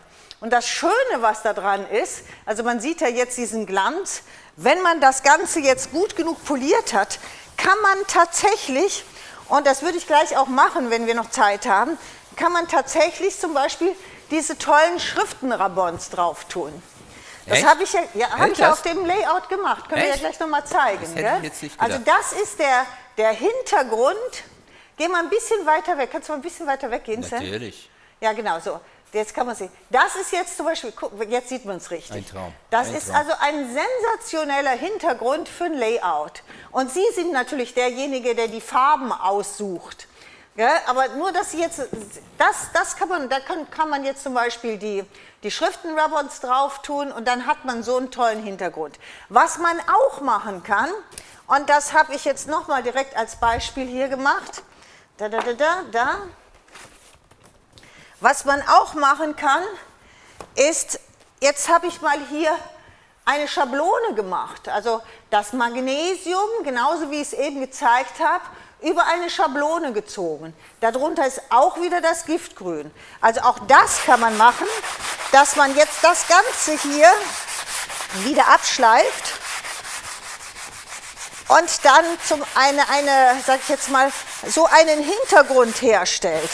Und auch hier ist da, das zeige ich Ihnen gleich, da wo jetzt dieses Magnesium relativ dick mit der Farbe gemischt und aufgetragen wurde, sind jetzt hier, vielleicht kann man das hier sehen, da, sind jetzt hier kleine Risse drin. Also wie krakeliert.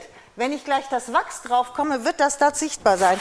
Das sind Effekte, die kriegen Sie, sage ich jetzt mal, nicht mit Lack oder sonst irgendetwas hin. So, und jetzt...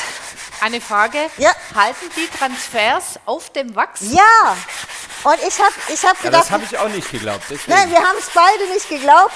Wir haben gedacht, das geht nicht, aber sie halten. So, das hier ist jetzt... Was für eine Stärke hat dein Schleifschwamm? Nicht stark, das ist kein dicker, kein grober. Das ist ein relativ feiner. Deswegen reibe ich ein bisschen zu viel hier. Das ist also jetzt, keine Ahnung, es ist keiner, der sehr, sehr dick ist. So, ich mache jetzt gerade mal den, weil ich habe nochmal als, ja, hier würde ich jetzt zum Beispiel auch mal hier den Rand ein bisschen mehr. Könnte man das auf Möbel auch machen? Ja, natürlich. Weil die Möbel sind natürlich dann der Wahnsinn. Wenn die diesen Wachs, du kannst ja dann auch richtig was drauf tun, gell? Wenn die diesen Wachsschimmer haben. So. Das ist der einzige Nachteil, dass man... Schleifschwamm haben wir immer nicht im Shop. Nein, dass man diesen Schleifschwamm macht man besser. Jeder Baumarkt. Das macht, ja, überall kann man. Das macht man auch besser draußen. So, jetzt machen wir hier auch nochmal Wachs, weil ich habe noch eine Mischung und da habe ich die Farbe mal andersrum genommen. Einfach damit man das auch mal sieht, was man da machen kann. Und dann gehen wir zu unseren tollen Rahmen zurück.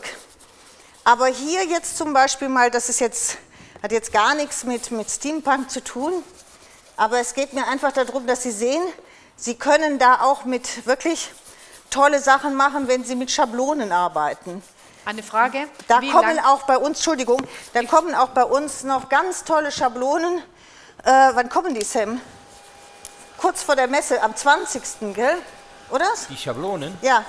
Ja. Ja, genau. Die kommen aber natürlich hier auch in den Shop rein. Da kommen noch ganz tolle neue Schablonen. Aber dann wissen Sie schon mal, wie das geht. So. Wie lange sollte man das trocknen lassen, also das mit dem Magnesium? Das merkt man, bis es richtig trocken ist. Also nicht nur eine halbe Stunde oder Stunde. Ja. Also da lieber auf der sicheren Seite sein. Denn Sie müssen ja richtig schleifen können. So. Und jetzt machen wir das nochmal hier. Und dann machen wir auch noch einmal die andere Farbe. Hier ist jetzt wieder dieser kleine, feine Krakell in diesen, sag ich jetzt mal, in diesem, das sieht einfach nur so toll aus. Also ich gehe immer einmal, um ein bisschen das Grobe runterzuholen, mit einem Mikrofasertuch und einmal, um polieren und fein zu machen, mit einem Zewa. So, jetzt. Das ist jetzt natürlich nicht so kreuz und quer, das ist relativ sauber, aber gleicher Effekt. So, einfach mal hier, jetzt hat man, ich weiß nicht, wo du jetzt bist. Ja, genau, den Glanz sieht man, gell, der Glanz ist super toll, aber jetzt mal hier drauf gehen. Diesen ganz, auch hier überhaupt, diesen ganz feinen, kleinen Superkrakell, den man da drauf hat. Die Risse kommen durch den Magnesium? Ja, vom Magnesium, ja. Weil das Magnesium dick ist und mit der Farbe gemischt und dann so aufgetragen wird. Und das sieht einfach toll aus. Ja, das ist einfach ein irrer Effekt, gell? Weil das kriegt man sonst nicht. Und dann je nachdem, wie Sie abschleifen, dementsprechend sieht das dann aus. So, damit wir nicht zu viel Zeit damit verbringen, jetzt noch ganz rasch das Letzte. Hier habe ich eine Mischung gemacht, habe ich ganz wild. Ja, sehen Sie, da muss man sogar noch gucken, habe ich mal ganz wild gemacht. Da habe ich, wie man sieht, ganz dick Magnesium, auch viel mit Pulver einfach nur drauf und noch Schablone. Und habe hier mal eine andere Farbvariante genommen. Und zwar habe ich das Beige unten drunter.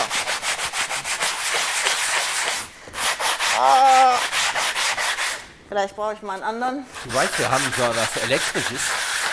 Ja, jetzt brauchen wir kein elektrisch. Eine Frage. Ja. Welchen Kleber benutzt man dann auf Wachs, damit es auch hält? Ich habe die anderen Sachen alle mit dem Heißkleber geklebt. Ich gucke mal, ob ich ein anderes Ding hier noch habe. Ah, sind beide nicht mehr frisch. Okay. Ich habe diese ganzen Teile dann mit Heißkleber geklebt.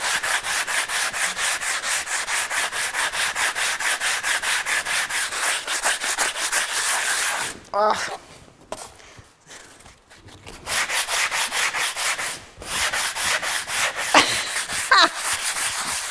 Jetzt gibt mein Schleifschwamm auf hier. Aber egal. Das kriegen wir auch noch hin.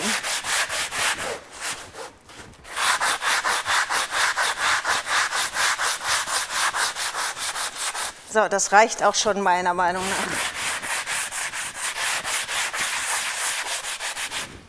Das ist jetzt halt andersrum.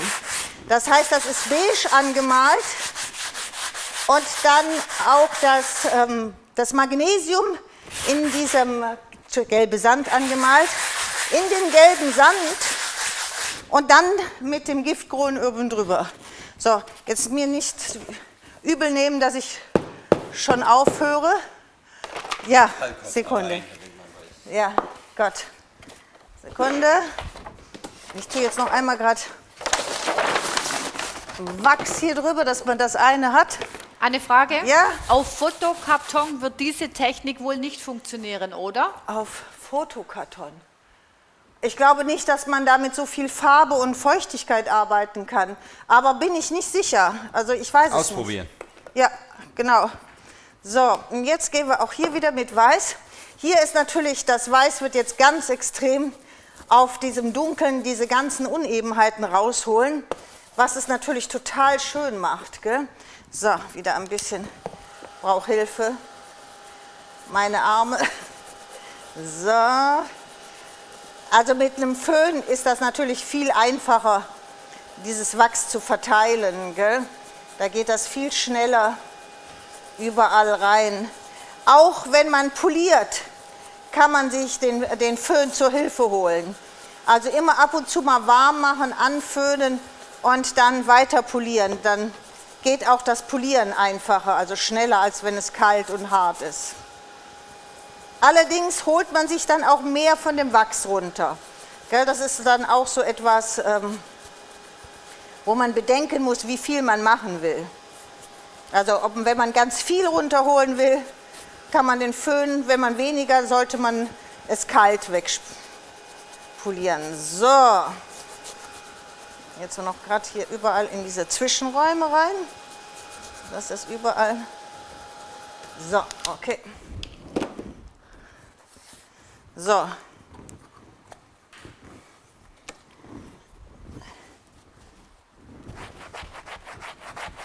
Ja, mit Heißluftföhn oder normalem Föhn?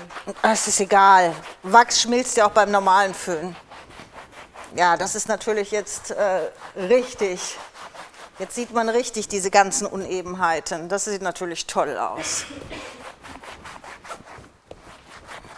Die Frage, hier würde ich auch gar nicht so viel wegmachen. Hier mache ich jetzt. Sensationell sieht das natürlich hier aus, wo das jetzt so richtig dick war. Wo ist mein Zewa? Es wird jetzt schon ganz oft gefragt, jetzt frage ich, könnte man auch weiße Schuhcreme nehmen? Weiß ich nicht. Weiß ich nicht, ausprobieren. Weiße Schuhcreme ist auf jeden Fall Wachs mit weißem Pigment, gell?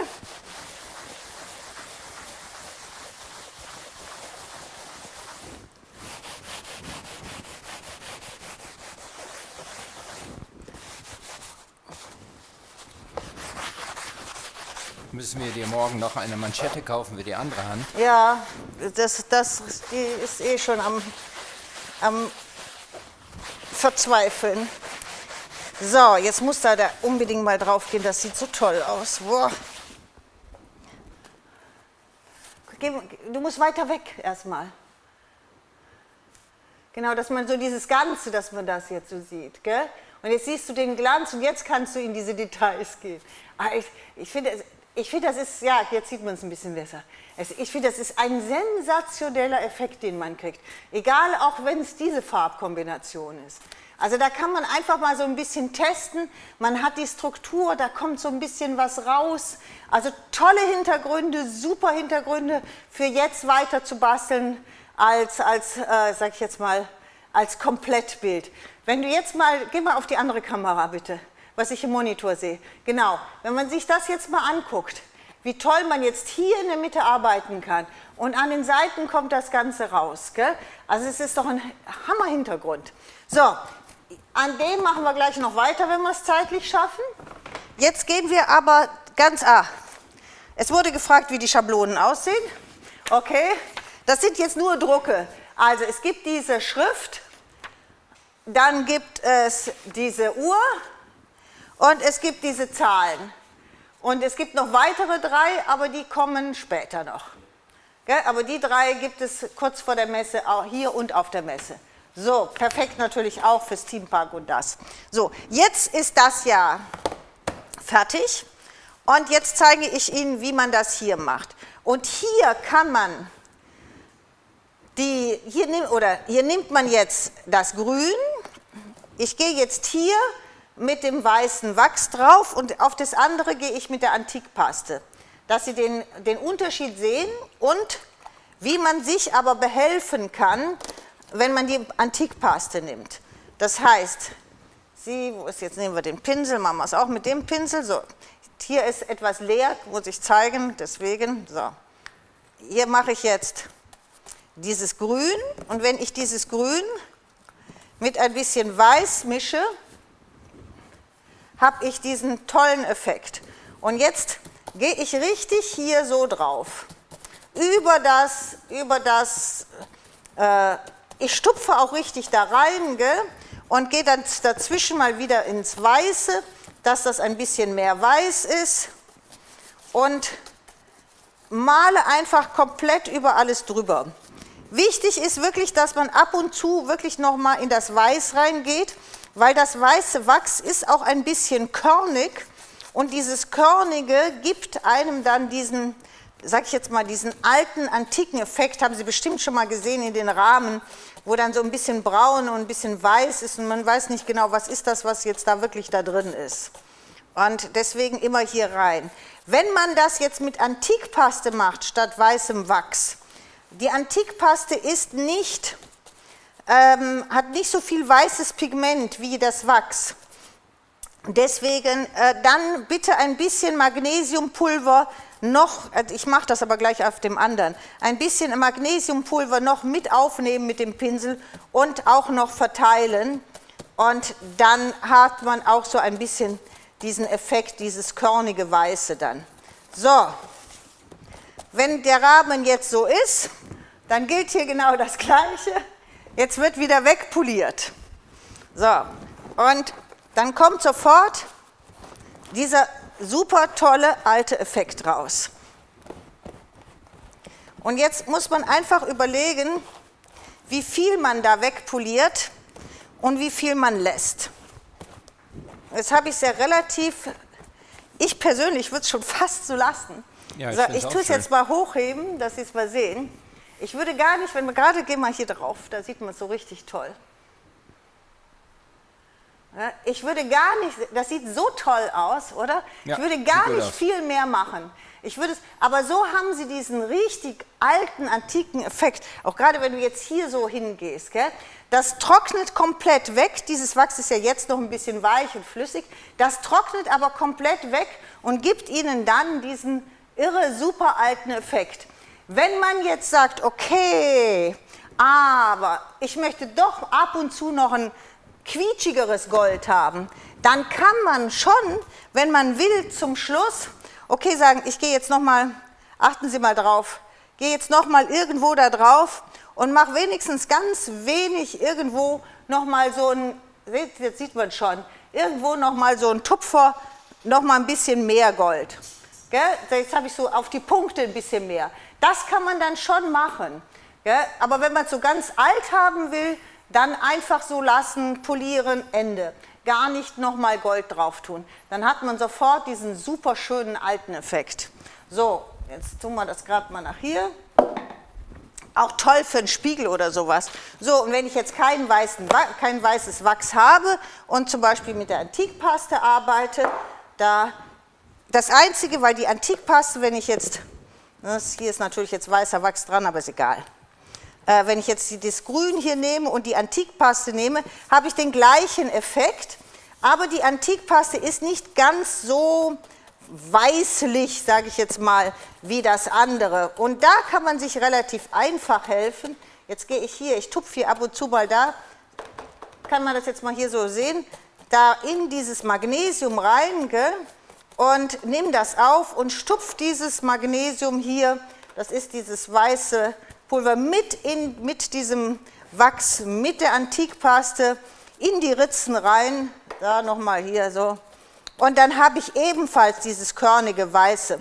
So, wichtig, man sollte das unbedingt vorher lackieren, wenn man das gemacht hat, damit man das Wachs nachher da wieder wegkriegt. Also ich habe es jetzt hier nicht lackiert, ich gehe aber davon aus, dass ich es jetzt gleich auch noch sauber kriege. Aber das ist ganz wichtig, unbedingt das Bild in der Mitte lackieren, ob matt oder glänzend, vollkommen egal. Aber lackieren, damit man den farbigen Wachs wieder runterbekommt, weil sonst kriegt man den von Papier nicht runter. Ja, Sabine? Eine Frage, ja. Könnte man auch Blattgold auflegen? Statt das Dings, natürlich. Das ist ja dann noch richtiger, noch besser als Pigmentfix. Ja, natürlich. So, jetzt machen wir hier noch. So, noch mal ein bisschen. Noch eine Frage. Ja? Könnte man auch 3D-Pulver nehmen? 3D-Pulver ist nicht weiß, ist grau. Gibt noch einen älteren Effekt. Kann man nehmen, auf jeden Fall, aber ist halt, gibt noch einen, etwas noch älter sieht es dann aus. So. Gibt es diesen Rahmen bei uns im Shop? Ja, der ist von Dart. So. Und jetzt sieht man noch etwas direkt, denn bei der Antikpaste wird das Gold auch noch ein bisschen mehr hier in Mitleidenschaft gezogen. Das heißt, wir haben noch ein älteres Gold, als wir... Das sieht geil aus.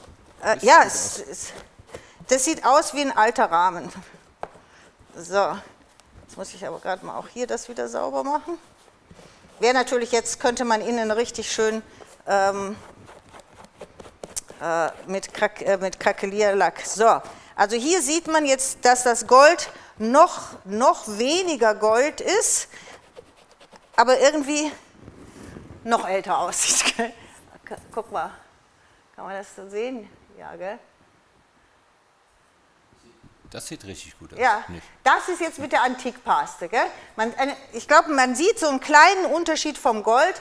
Hier gilt natürlich das Gleiche, wenn man sagt, okay, aber ich will trotzdem noch ein bisschen ein Touch Gold haben, dann nimmt man halt wieder Pigmentfix. Ich versuche jetzt wirklich nur einen Touch hier irgendwo hin zu tun. Und dann sagt man, okay, ich gehe da nochmal oder vielleicht hier auf den Rand nochmal und kann da so ganz kleine Goldteile nochmal draufkriegen. Jetzt sieht man das, glaube ich, schon. Das ist irgendwo dann an irgendeiner Mini-Stelle, hier unten habe ich ja drauf gemacht, da sieht man es, glaube ich, am meisten, an irgendeiner Mini-Stelle nochmal, ich kann zum Beispiel hier nochmal so oder hier, da, ganz kleine Gold-Touch machen, dass das dann nochmal ein bisschen mehr glänzt.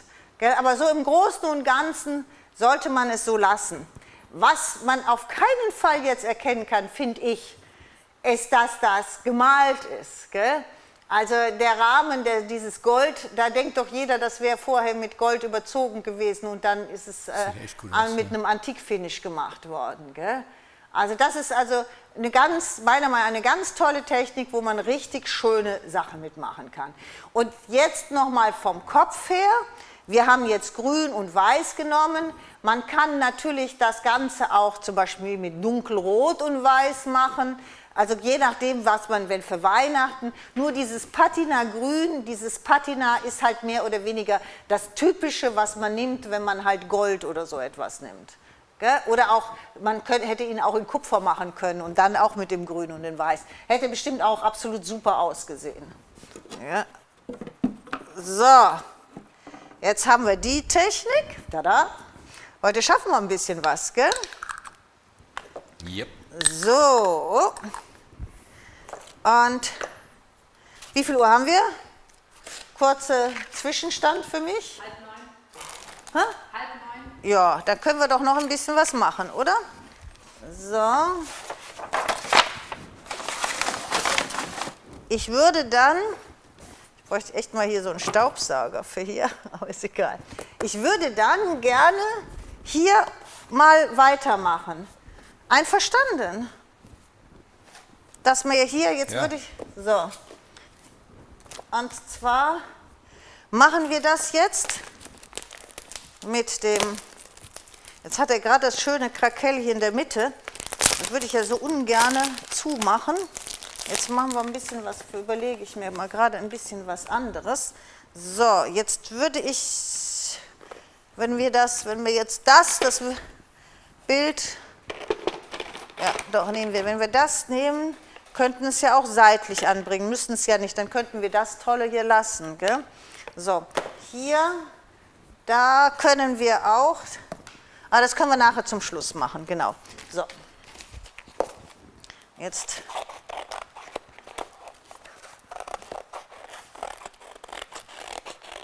Müssen wir mal überlegen, wie viel wir da brauchen. Wenn wir das hier hinsetzen, dann nehmen wir das und setzen das noch auf die andere Seite. So, ja. So, das ist ja jetzt extrem. Wir haben nicht nur Wachs drauf, sondern wir haben ja jetzt auch noch eine sehr grobe Unterlage. So.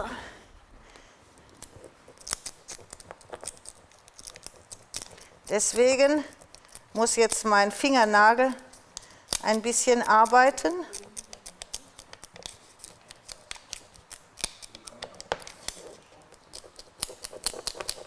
Ich brauche mal. Haben wir nicht ein Holz für statt meinen Fingernagel? Vielleicht geht es auch damit. Eine Frage, Ja. gibt es die durchsichtigen Acrylmedaillons nochmals im Shop? Nee, Die kommen ja wieder. Wenn die ausverkauft sein sollen, kommen die auf jeden Fall wieder. Sie sind schon unterwegs. Sie sind nachbestellt.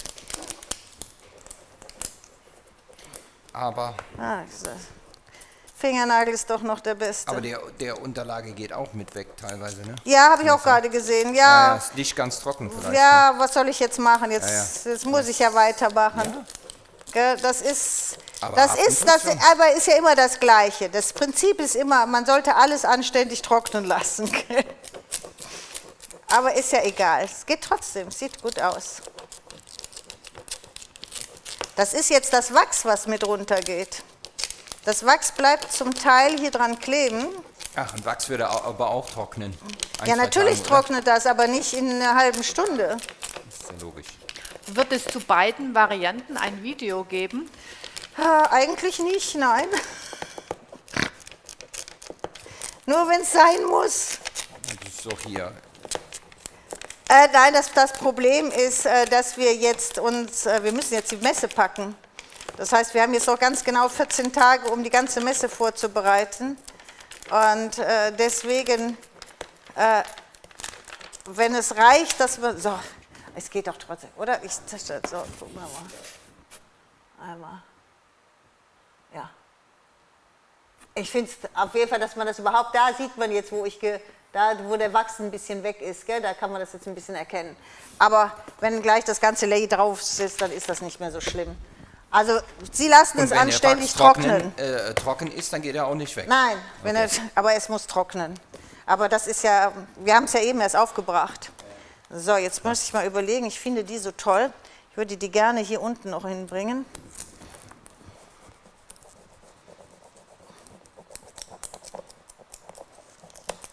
Ja, hier ist genau das Gleiche. Hier rubbel ich den Wachs mit runter. Könnte man nochmals den Rosteffekt erklären oder zeigen? Ja, kann man. Den werden wir jetzt gleich, ich spurte mich jetzt hier und zum Schluss machen wir noch den Rosteffekt hier drauf, oder? Dann haben wir mehr oder weniger alles. So.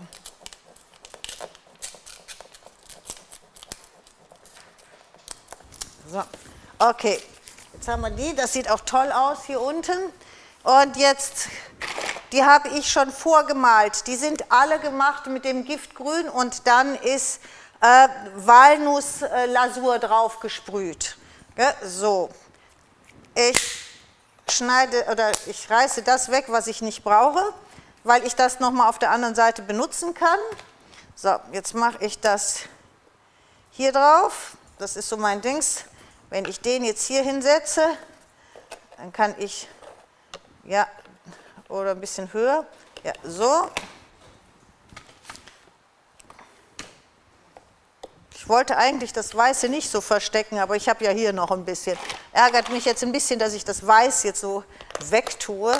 So, die Schlüssel, die sind von der Mold mit den Kerzenleuchter. Die meisten von Ihnen haben die auch zu Hause. Jetzt kann man wunderbar immer gucken, was man noch so alles hat. Und das alles miteinander. So, da bin ich noch eins höher. Ja, genau, so sieht es doch ganz gut aus. Können wir das hier noch reinmachen, hier an die Seite. Also ein bisschen flotter alles hinkriegen. Ja, oder? Das ist doch schön. Sieht gut aus. So, einmal ein bisschen zackig. Weiß man schon, wenn es den nächsten Livestream gibt? Ja, den gibt es, das ist genau der Montag nach Ostermontag. Da gibt es den nächsten Livestream. Es gibt diesen Monat keinen mehr, wegen besagter Messe. Es wird aber noch neue Ware kommen. Die neue Ware werden wir mit Newsletter und natürlich Video etc. Ihnen zeigen, dass Sie Beispiele und alles haben. Aber wir werden es nicht schaffen, noch einen Livestream zu machen. 13. April. So, jetzt machen wir hier genau das Gleiche. Das heißt, ich gebe jetzt hier Gold drauf.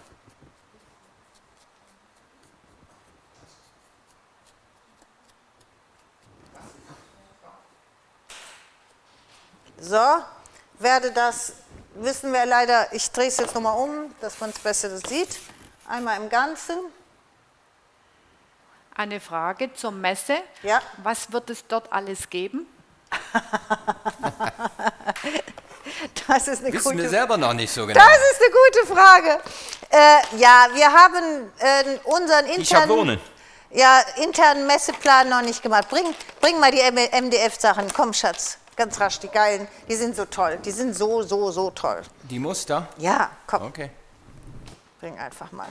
So, jetzt mal gerade gucken. Also die wird es geben. Und natürlich wird es die Sachen dann auch hier geben. Also diese ganz neu. Es gibt neues Reispapier. Es gibt die lang ersehnten MDF-Teile.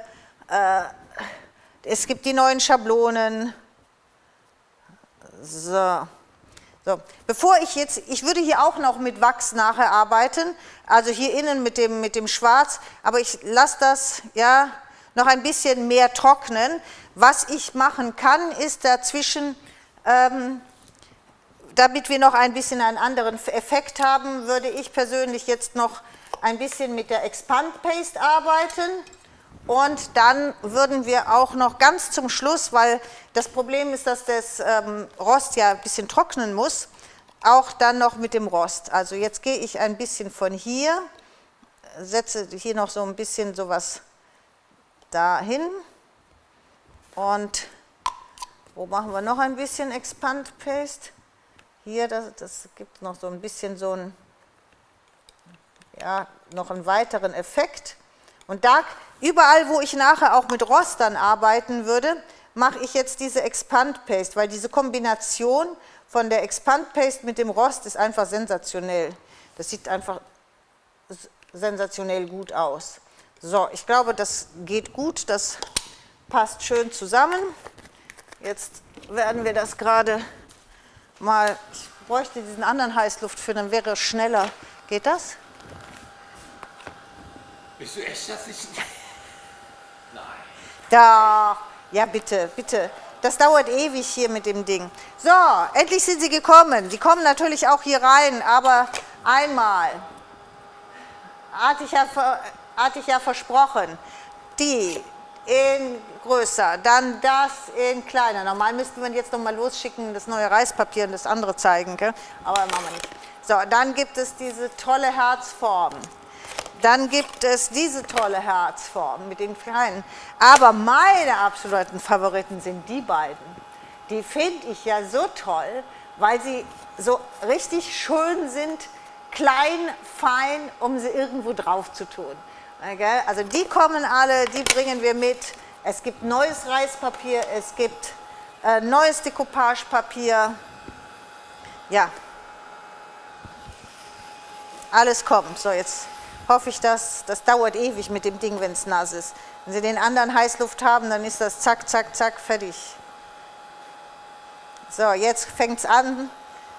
Das ist also die Expand Paste, wer sich nicht auskennt. Das heißt, die plustert jetzt auf, sobald die kann man nass aufbringen.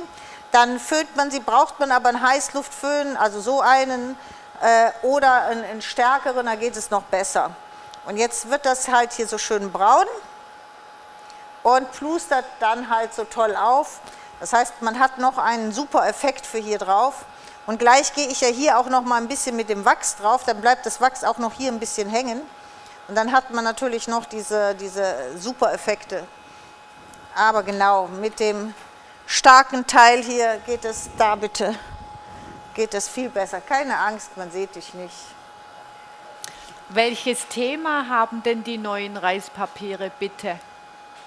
die Reispapiere, Sam. Nein, oder? Hä? Also, wir haben nochmal... die neuen Molds oder die neuen Reispapiere? Die neuen Reispapiere, du Blödkopf. Also, hätte ich nichts sagen dürfen. So, ne? jetzt sieht man das, wie schnell das geht, wenn man so einen anderen Föhn hat hier, gell? Reispapier haben wir blau Ja, monochrom. mit monochrom blau. Genau. Sehr schöne Hintergründe. Wir haben irgendwas Richtung Tropical. Tropical haben wir, genau. Sehr schön, was noch zu Ostern passt. So 3 Designs in Ja, Orange. genau. Noch welche, die zu Ostern passen. Frühling. So, ich drehe es nochmal um, jetzt kann man das sehen. Weil wenn man das Ganze jetzt hier nochmal mit dem Rost verbindet, dann kommt das natürlich richtig gut, weil das auch schon diesen braunen Effekt hat. So, was wir jetzt nochmal machen, jetzt müssen wir nochmal den weißen Wachs oder Antikpaste, ist vollkommen egal. Jetzt nehme ich die Antikpaste, die ist einfach gerade hier. Und jetzt müssen wir gerade nochmal hier das Ganze anpassen.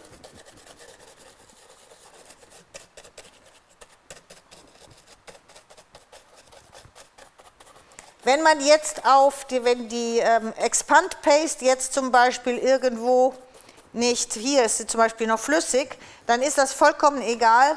Da geht man gleich nochmal mit dem Föhn drüber und dann plustert die da wieder auf.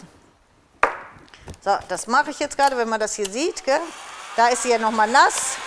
Da habe ich sie jetzt kaputt gemacht, gehe ich einmal drüber, geht sie wieder hoch und hier war es auch einmal. So. Also da ist es vollkommen egal, wenn man da drauf geht, wenn es jetzt zum Beispiel nass ist. So, jetzt müssen wir hier auch das Ganze wieder ein bisschen wegholen, damit wir auch hier diesen antiken Effekt haben.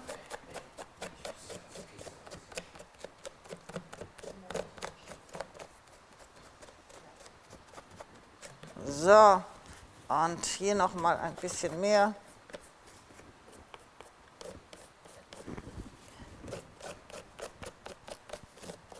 Ja, und hier kann man dann jetzt, also hier gehe ich jetzt nochmal ein bisschen über ein paar Teile drüber, nicht zu viel, aber...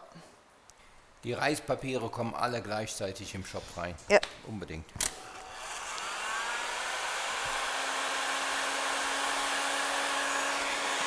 So, okay, so. Und jetzt zum Rosteffekt.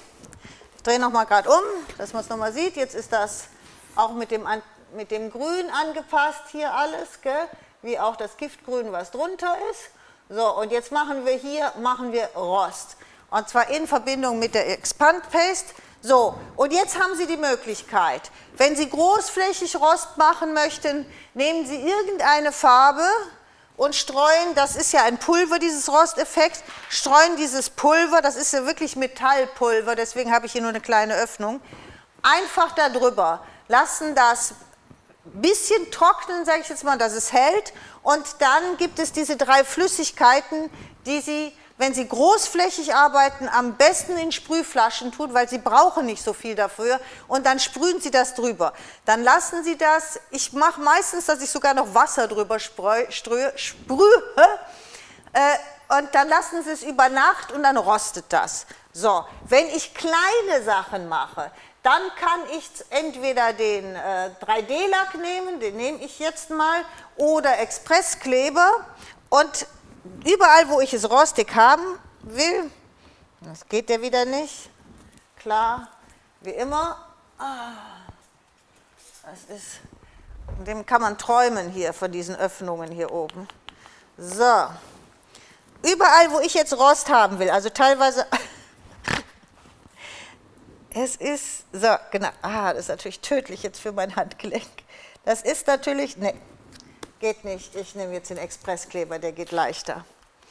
Ich wollte es nicht, weil es weiß ist, dann ist es nicht so gut sehen. So, jetzt gehe ich überall, wo ich den haben will, gehe ich jetzt mit dem Expresskleber drüber. Also ich möchte das, was ich jetzt hier so habe, da lasse ich gleich das Pulver rein und lasse den Rost dann da drauf. Der ruhig auch auf diese Expand Paste noch ein bisschen runterlaufen, vielleicht auch mal hier so ein bisschen auf den Rahmen. Hier zum Beispiel passt es auch mal ein bisschen gut auf den Schlüssel an der Seite. Oder hier, dann hier wieder ein bisschen runter. Und da auch. So. Eine Frage. Ja. Darf man die Expand Paste auch über Schablonen verwenden? Ja, ja, klar. Aber das quillt natürlich dann auf, gell? Also feine Schablonen, dann würden Sie das ja auch nicht mehr so sehen. So, was Sie jetzt machen, dass Sie irgendeine Unterlage nehmen, wo Sie das Pulver wieder auffangen können. Und dann streuen Sie dieses Pulver einfach überall dahin, wo Sie vorher mit dem Kleber waren, gell? So, jetzt, ich streue das. Und dann lassen Sie das. Also das Einfachste ist, wenn Sie es dann ein bisschen trocknen lassen. Das muss nicht 100% trocken sein, aber es sollte so trocken sein, dass das Pulver fest an der Unterlage ist. So, ich mache das jetzt nicht, weil ich jetzt die Zeit nicht mehr dafür habe. Und dann gehen Sie los. Sie haben diese 3 Medien. Das ist gelb und manchmal so ein bisschen brauner und wirklich wenig benutzen. Ab und zu mal so ein Tropfen da drauf. Das reicht, gell? Weil ich, und ich zeige Ihnen auch gleich warum, einmal, jetzt habe ich hier noch einen Tropfen und jetzt gebe ich meinetwegen, ich glaube, das habe ich noch gar nicht aufgemacht, das andere. Jetzt gehe ich nochmal hier, jeweils mit einem Tropfen hier drüber. Großflächig bitte mit einer Sprühflasche, weil ich jetzt, wo ist meine Sprühflasche, Sam? Ich stehe jetzt nicht mehr auf. Nee, brauchst du auch nicht. Ich muss gucken, eins davon hier ist Wasser. Es wird ja nicht alles das Essig sein. Ja, das ist Wasser. So, und jetzt sprühe ich nochmal Wasser hier drüber. Und dieses Wasser reagiert natürlich jetzt auch mit diesem Rost und mit dieser Flüssigkeit. Jetzt kann ich es nicht mehr hochheben. Und jetzt muss das Ganze, so wie das ist, muss das vor sich hin, sage ich jetzt mal, rosten.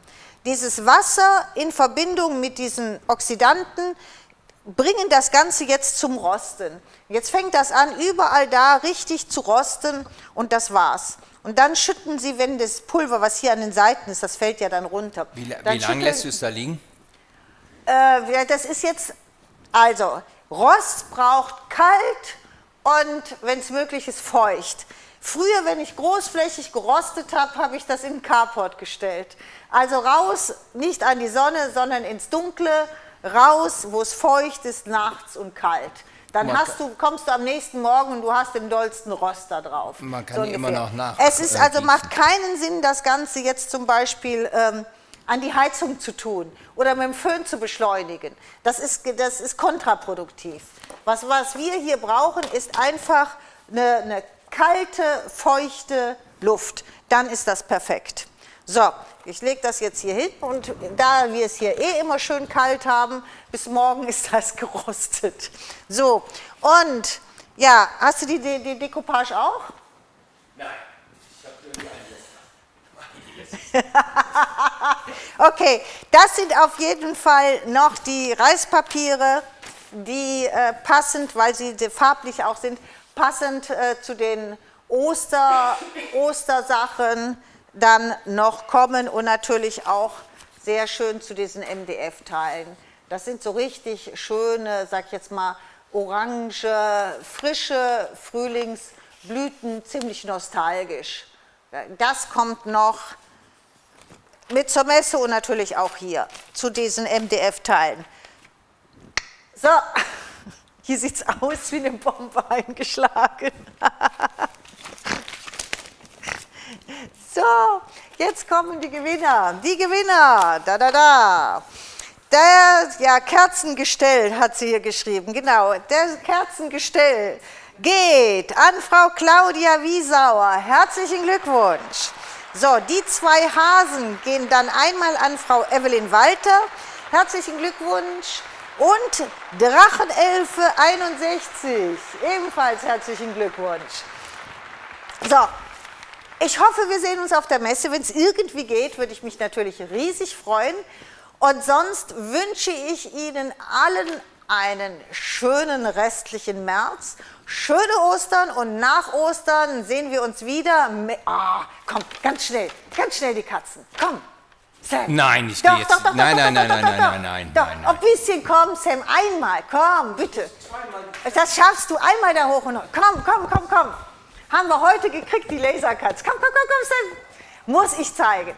Weil dann kommt einmal als Reispapier kommt Dschungel, sage ich jetzt mal, also kommt Thema Dschungel, aber mit ganz frischen, ganz tollen Farben. Aber es gibt ein sensationelles Papierset und die Lasercuts von dem Papierset sind heute gekommen. Ha, und die muss ich zeigen, noch ganz rasch. Da lohnt es sich richtig zu warten, weil es ist ja jetzt ein bisschen lang dadurch, dass wir auf die Messe gehen. Und das ist so toll, das ist so toll. Ich hoffe, dass kommt er jetzt. Jetzt geht er bestimmt extra langsam und trinkt sich oben noch einen, bis er wieder runterkommt, gell?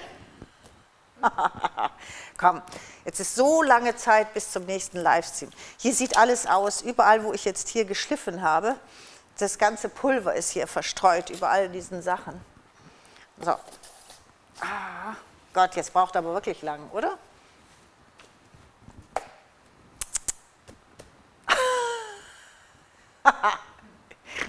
Ah, er kommt. Es lohnt sich zu warten. Es lohnt sich unheimlich. Die sind so genial. Da kommt er, er kommt. Sam, er kommt. Da, muss ich zeigen. Also. Gibt richtig, so, wo sind wir? Vorne oder hinten? Gibt richtig Spaß. Also, wir haben, jetzt musst du drauf, ja genau. Es gibt ein Set mit einer dicken, ganz absolut süßen Katze. So, und diese Katze bringt Blümchen, diese Katze taucht, sie schläft. Hier. Ist sie nicht der Hammer im Bett? Oder sie kocht. Oder hier, beschäftigt zwischen all den Süßigkeiten. Aber wo ist sie? Sie ist irgendwo zwischen oder hier am Lesen, Frühstück morgens. Erinnert mich mit diesem violetten Bademantel, erinnert mich unheimlich an den Sam. So. Hier, wo ist meine? Mit hier, deine kommt jetzt. Das ist Sam. Ja. Oder? Mein Freitagabend. So, ich glaube, ja, jetzt haben wir es, das bin ich zwischen dem Kuchen, gell? Also ich glaube, oder hier, da, total süß, gell, für so eine Glückwunschkarte. Ich komme mit einem Champagner vorbei, gell? Und dann feiern wir ein bisschen und dann hier so, yippie, ja, wir feiern, gell? Oder, alles mit Yoga-Hosen. Genau, lass mich in Ruhe. Oh Gott. So. Kleine, oder das ist auch so süß, gell, mit der Maus dann, gell? Oder? Wir gehen wandern. So, ich hoffe, es lohnt sich auf jeden Fall da zu warten. Das ist ein ganz tolles, lustiges, süßes Set. So, schöne Ostern, vielen Dank für alles und ich freue mich, wenn ich Sie auf der Messe sehe. Ciao, ciao.